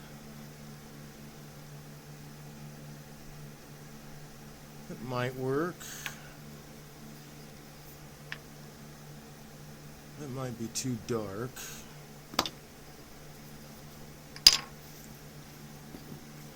That might work. The wingy then will be too dark. Since that might be too dark, the wingy will be too dark. Let's move that aside.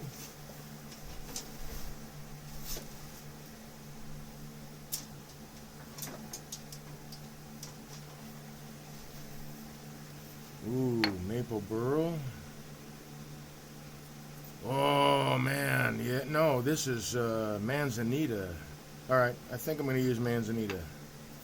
Is that going to be tall enough for me? No. Let me find another piece of manzanita. Look at that, right there. So we're going with manzanita. Manzanita burl. So we got to rough that out. And this manzanita burl is mighty hard.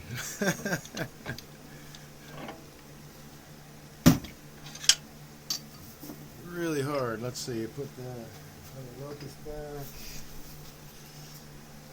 Add my life center. Where's the drive center?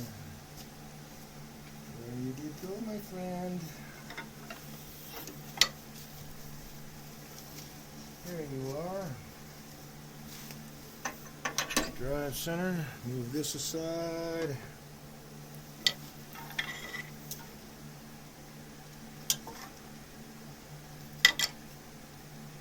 Actually, I can put these two away. Well, maybe not the parting tool yet, but I'll put it away anyway. It'll be easy to get to. You need to go back to your home so I don't lose you in the shavings.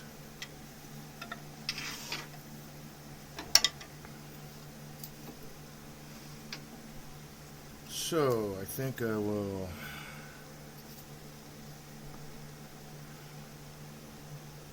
call that the center there.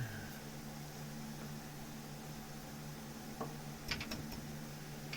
let's get this set first.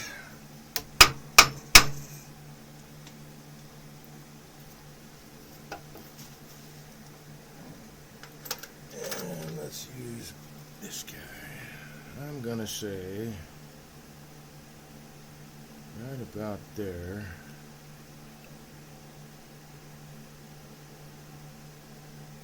Is where I want my center on that one. And then right about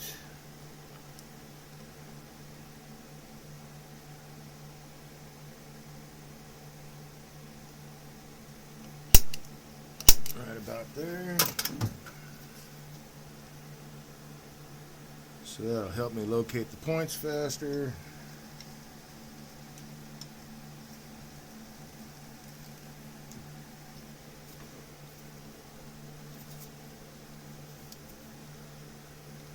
Yeah, that's about right.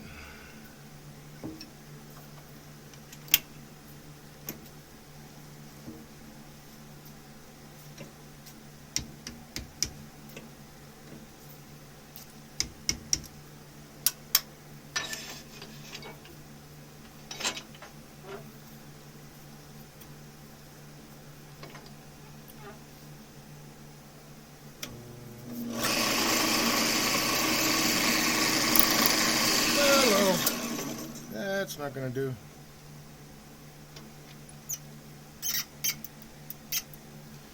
Tool rest cannot be flouncing around. Okay.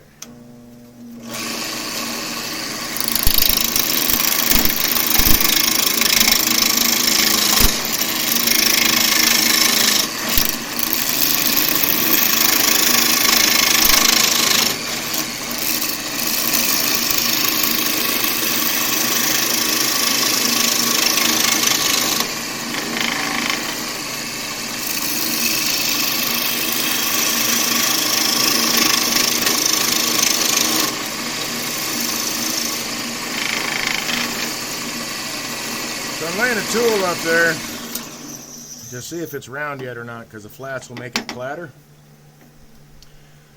So I'm almost there. I'm not going to be using this bit. Actually, up to that crack, probably not.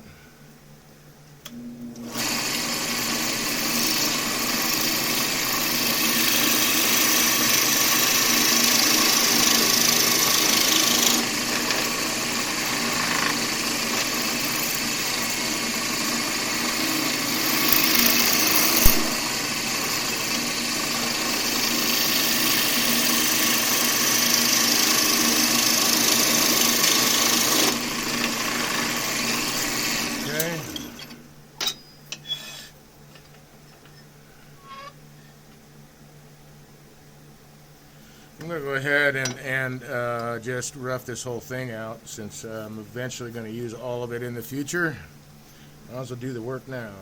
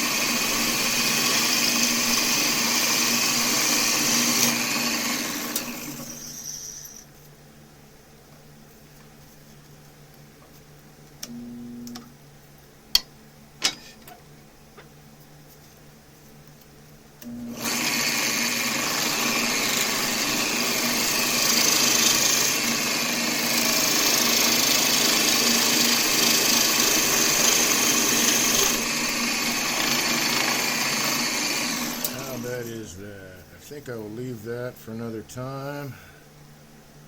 And I think...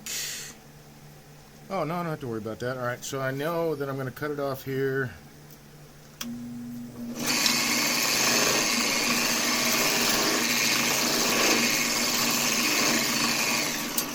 And I know I'm going to cut it off here.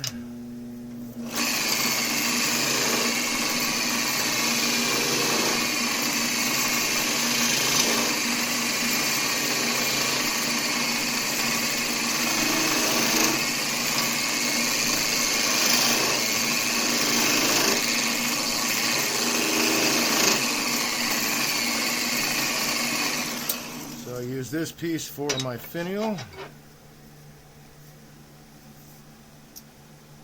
saw.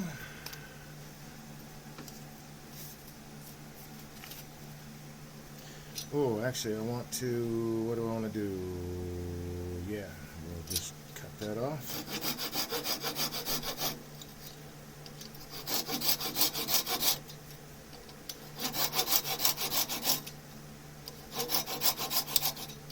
I forgot some. This manzanita was also spalted, this burl.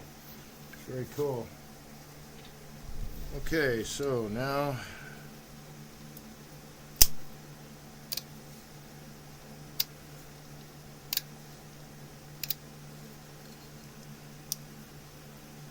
got that.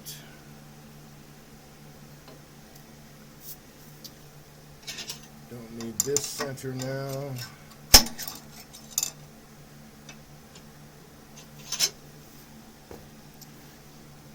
will take my pin jaws.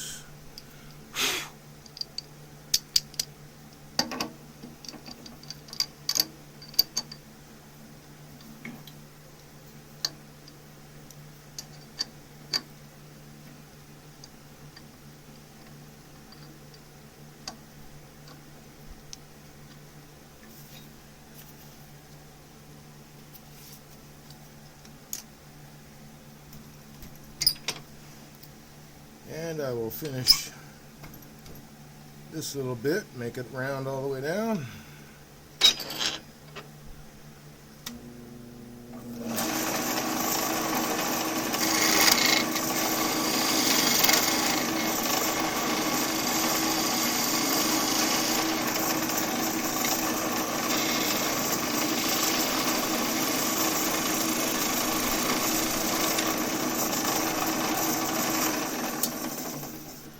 Oh man, that's some pretty wood, isn't it? Isn't that awesome?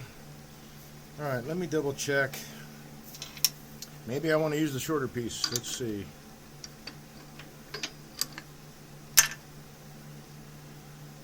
Let's see, all those holes might have to go away anyway. Maybe not.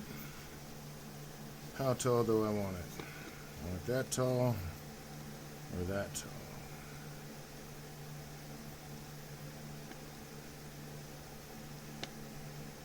Let's go for that guy.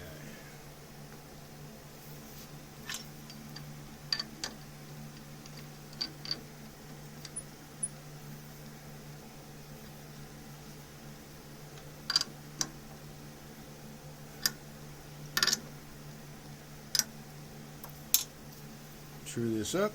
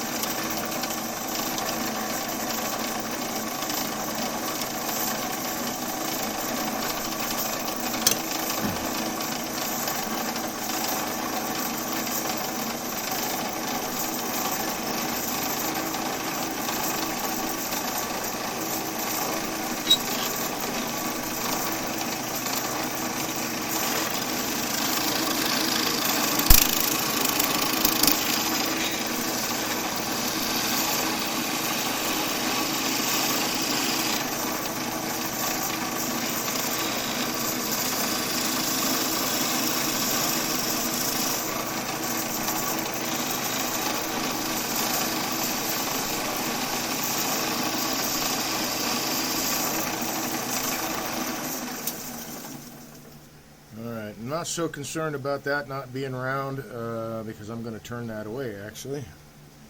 Some of those holes are going to go away. How do I want this handle to look? I don't know if I want like a true finial on it. So I'm always concerned about those sharp points, but I can put an egg on the end. That would work. I think. Let's find out.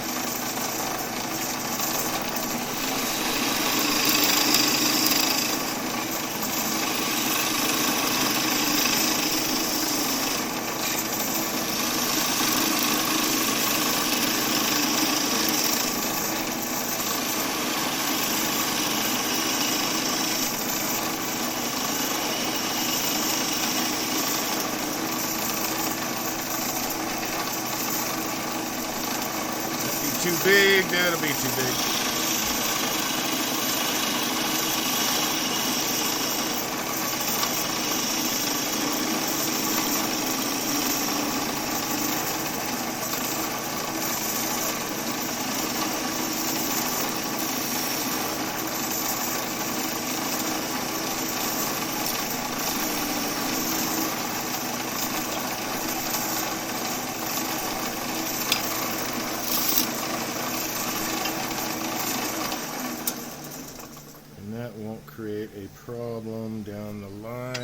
Okay, good. Let's see, I still think that's going to be too big. No.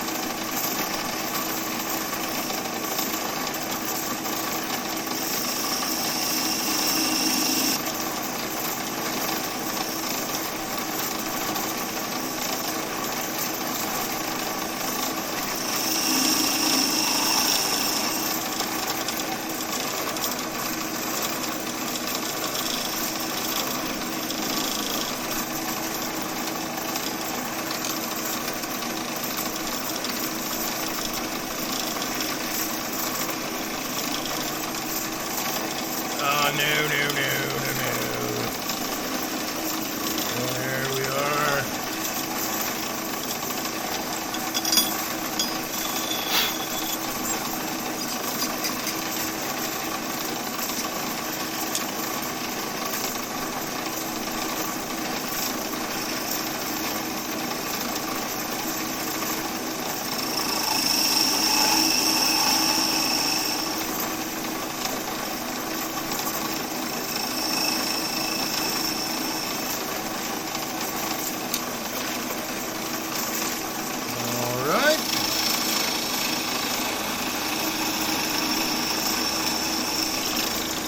Hello.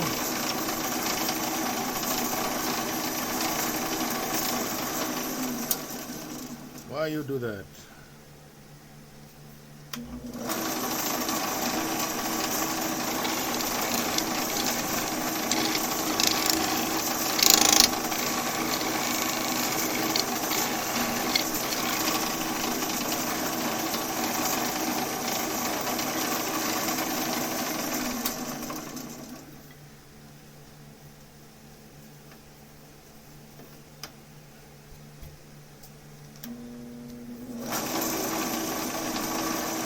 Closer.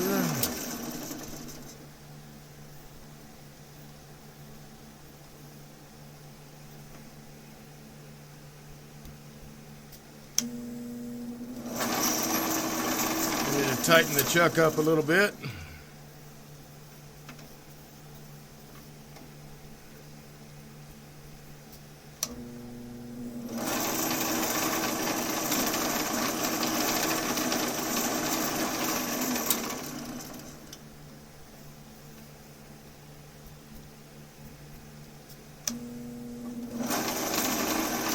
Come on.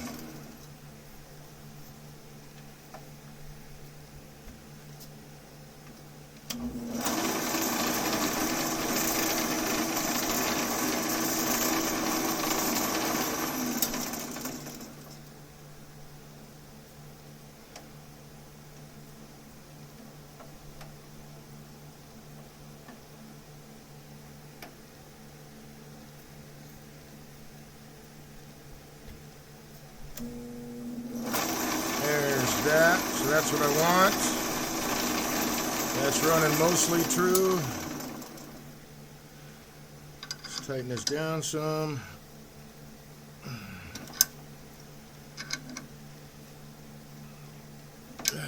There we go.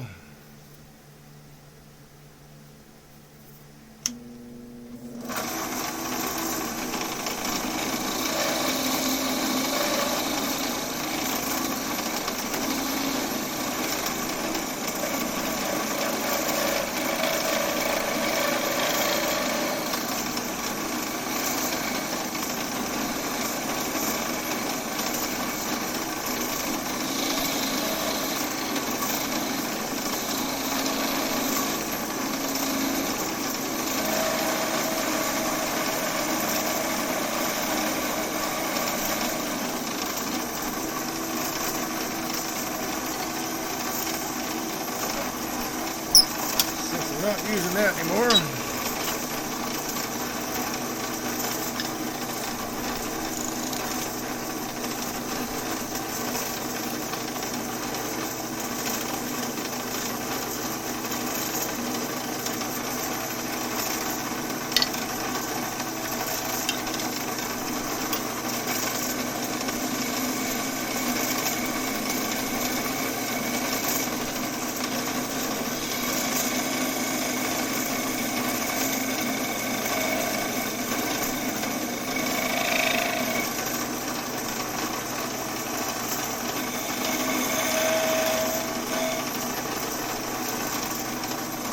see, one bead? Yeah, one bead.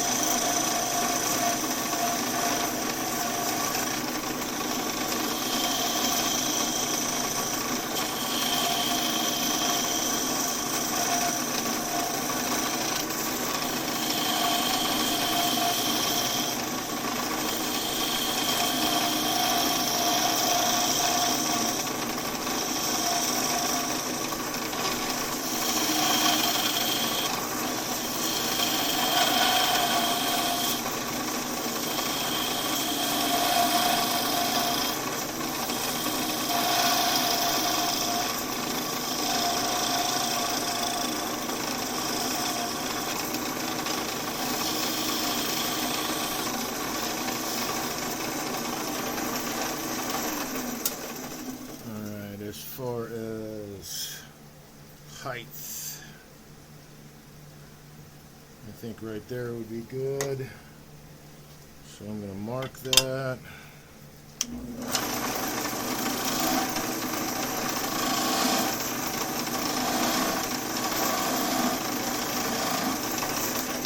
Sounds like it's raining pretty good outside. How am I doing? Half an hour left. Cool, I should be done by then.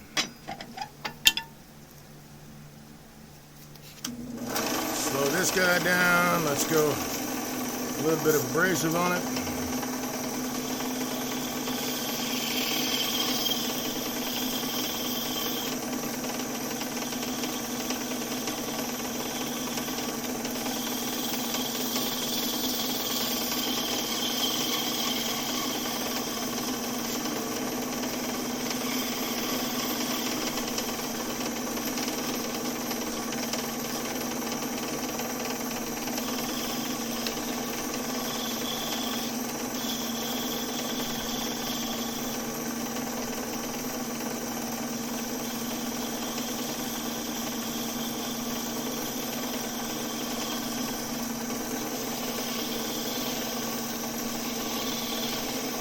Just really light pressure.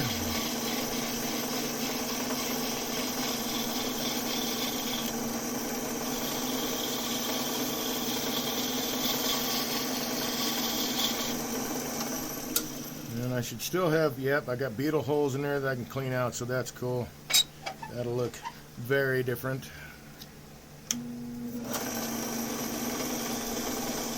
Touch that bead.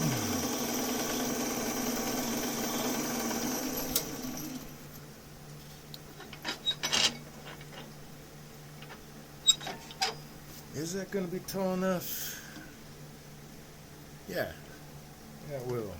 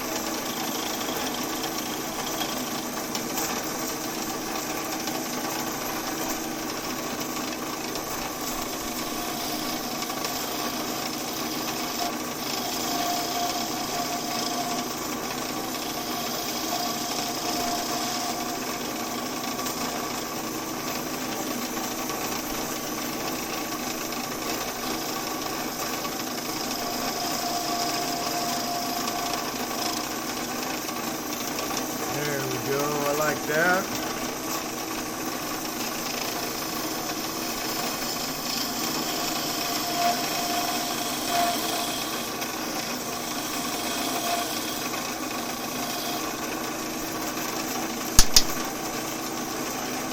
Let's see, I should double check my base diameter.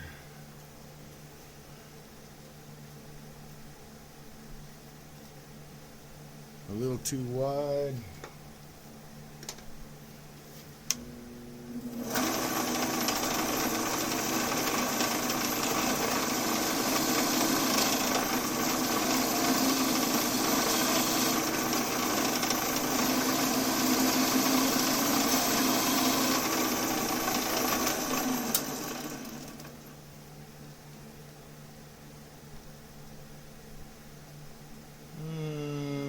I can go a little smaller, I think.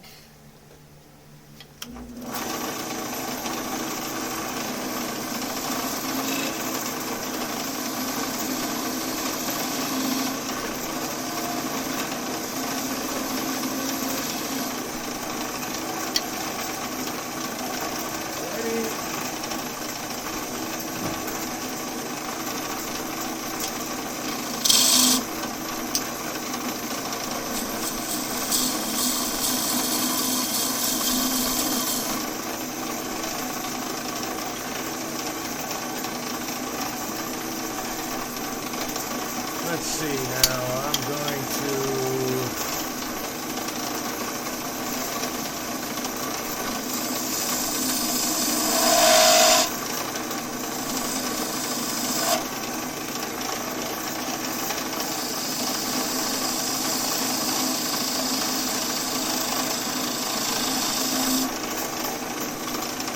I still think this part's a little too wide, so let's take that down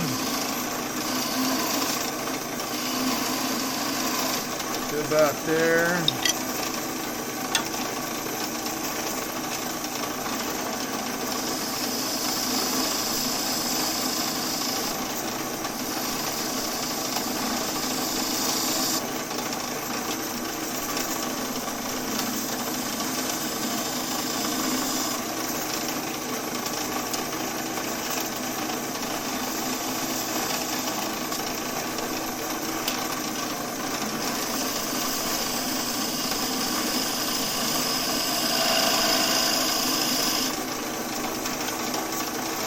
Not quite round.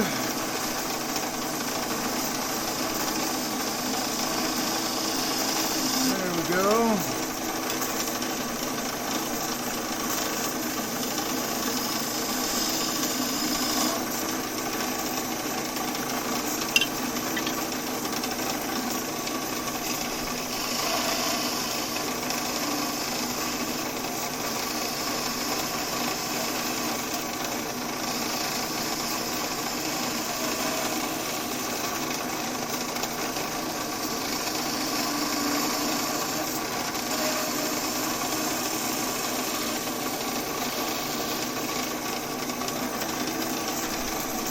Liking that a lot more.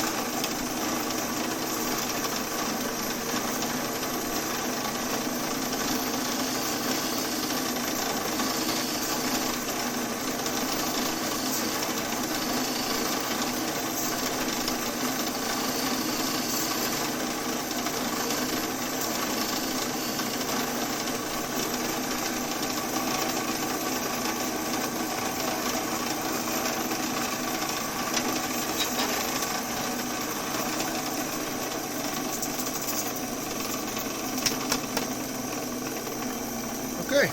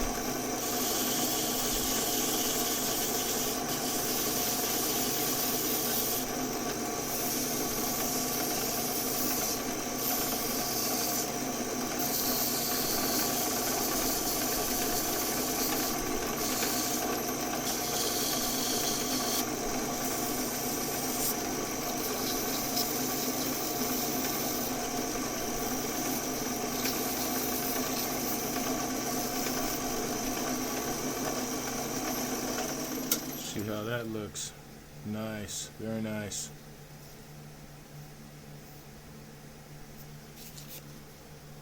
Let's see how it looks without all that beetle dust in there.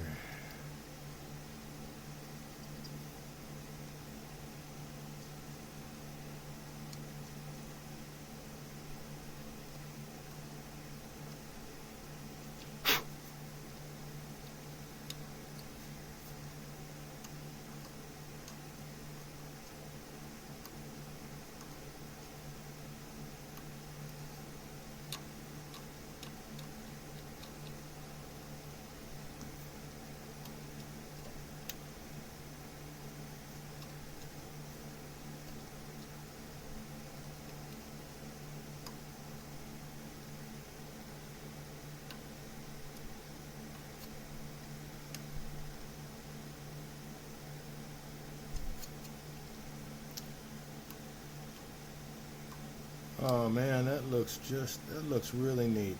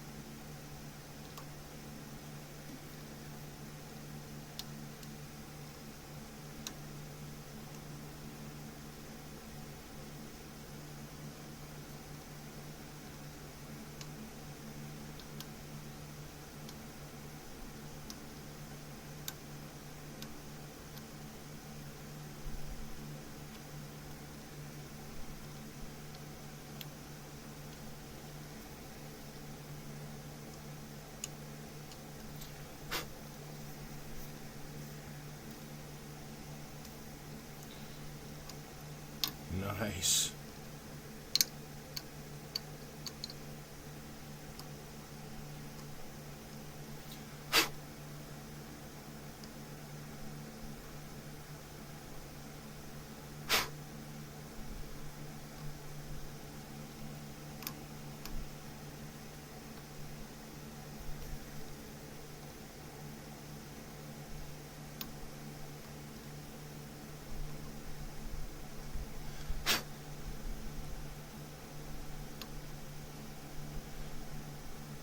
Some of this stuff is hard to remove.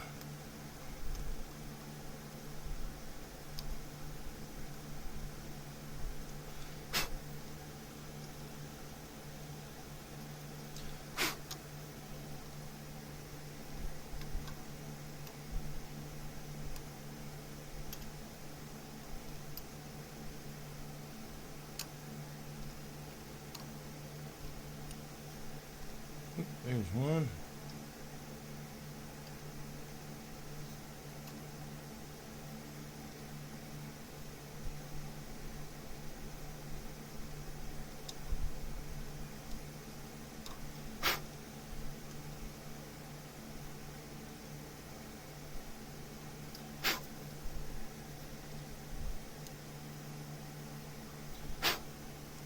And some of it is hard to see.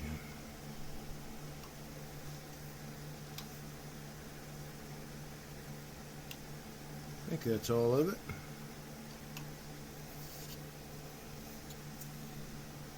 Cool. All right, now I need to touch this up.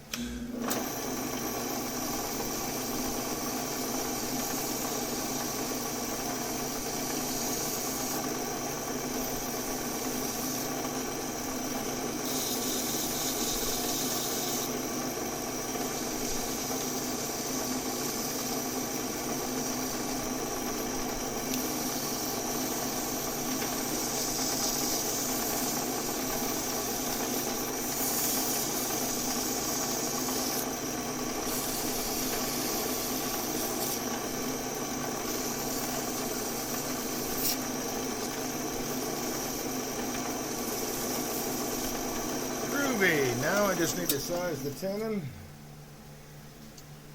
which looks like 1/4 inch to me. It's actually 5/16.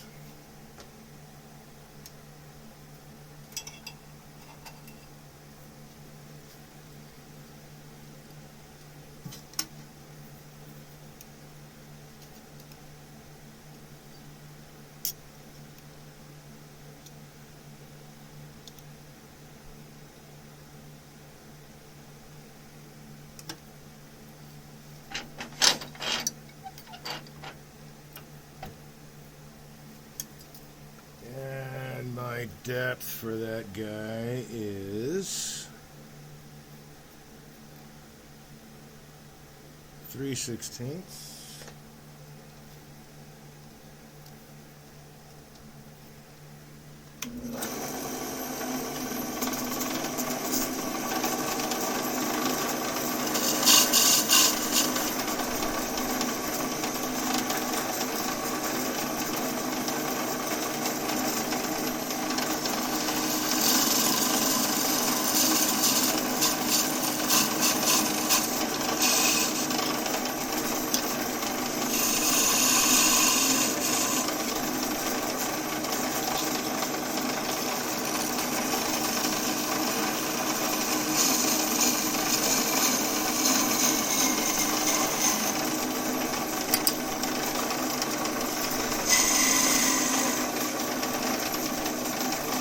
And last thing, a little bit concave.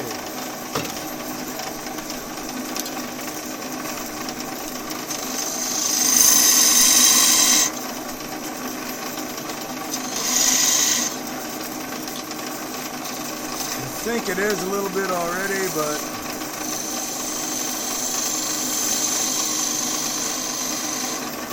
just take it down a little bit more. Let's see how that looks. That looks pretty good. Okay, so this looks like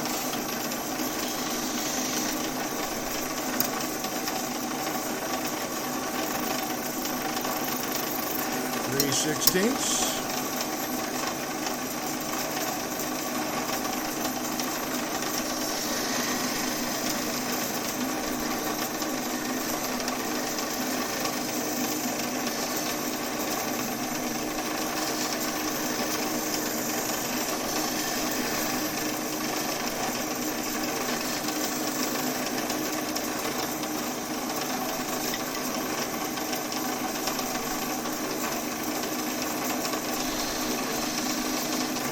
Getting there either way. Alright, I guess we're just gonna have to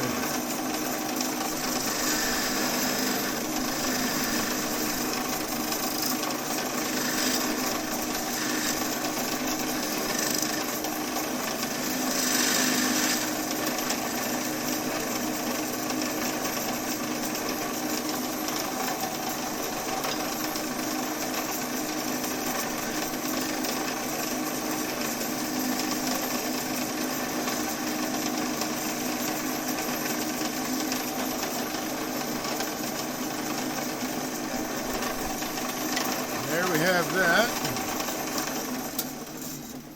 Let me sand the proud edges back a little bit.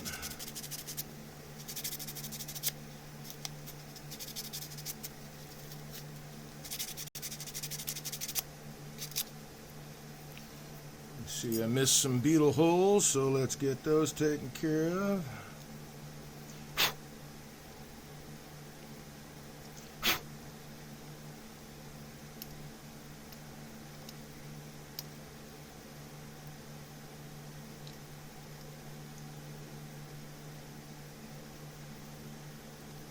There's one. So that's cool. Got a little egg on a stand there.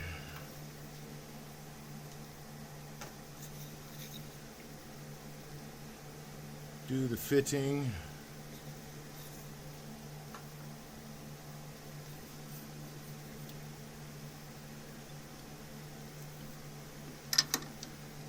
Come on. There we go.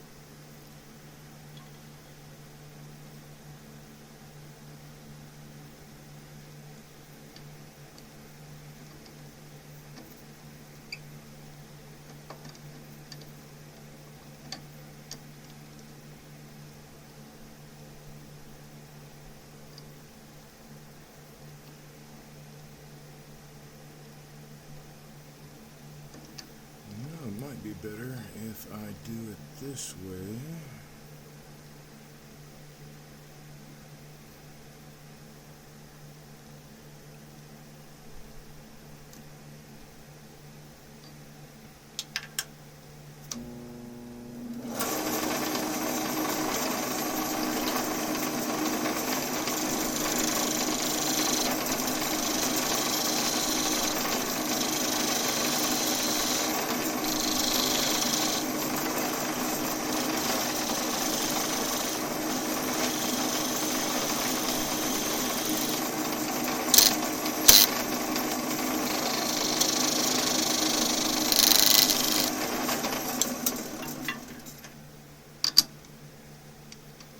Just had to make a slight adjustment.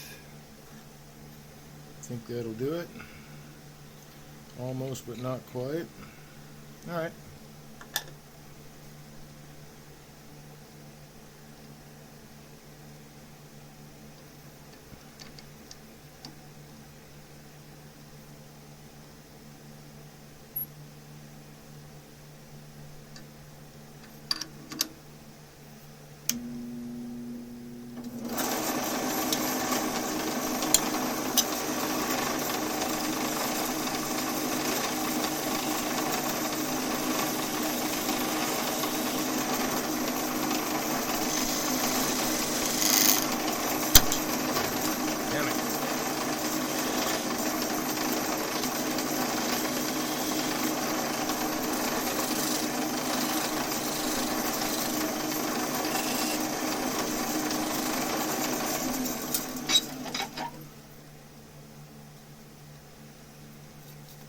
Come on out of there. There we go. And it is still too tall. All right.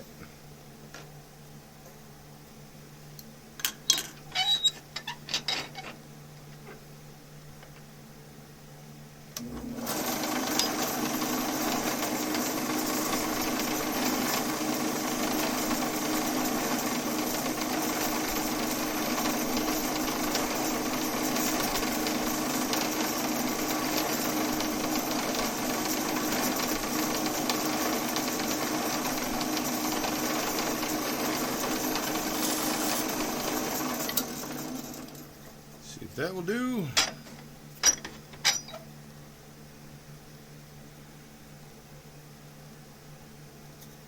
Actually, let's just do it this way.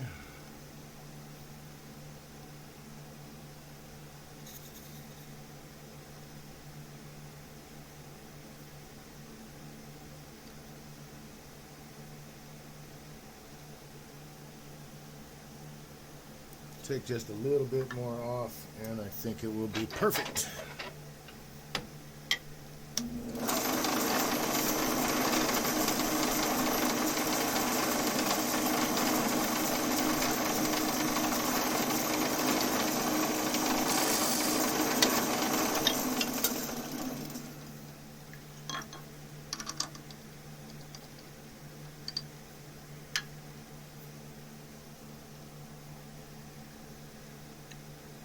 That's the one. Alright, so all I gotta do is glue all this together.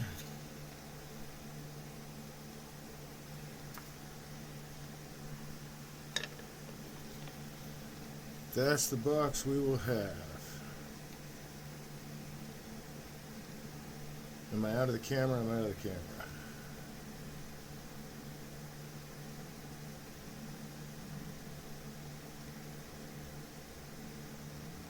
Very cool. So I'm going to go get all this stuff glued together. Yeah, just like that. Right after this broadcast, let's see here. Let's get this out of the way.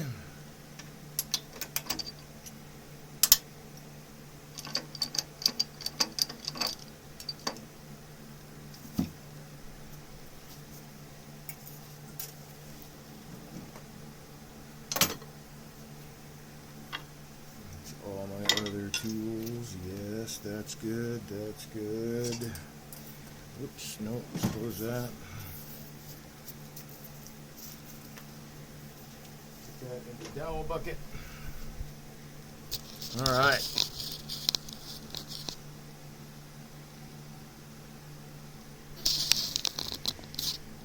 So that is today's broadcast.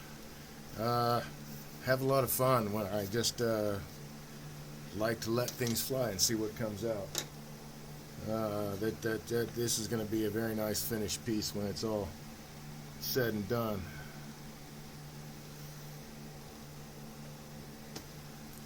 So that does it for this week's Wood Turning Wednesday. My name is Dave. I am a wood turner. I started turning as therapy for PTSD. I am a disabled veteran.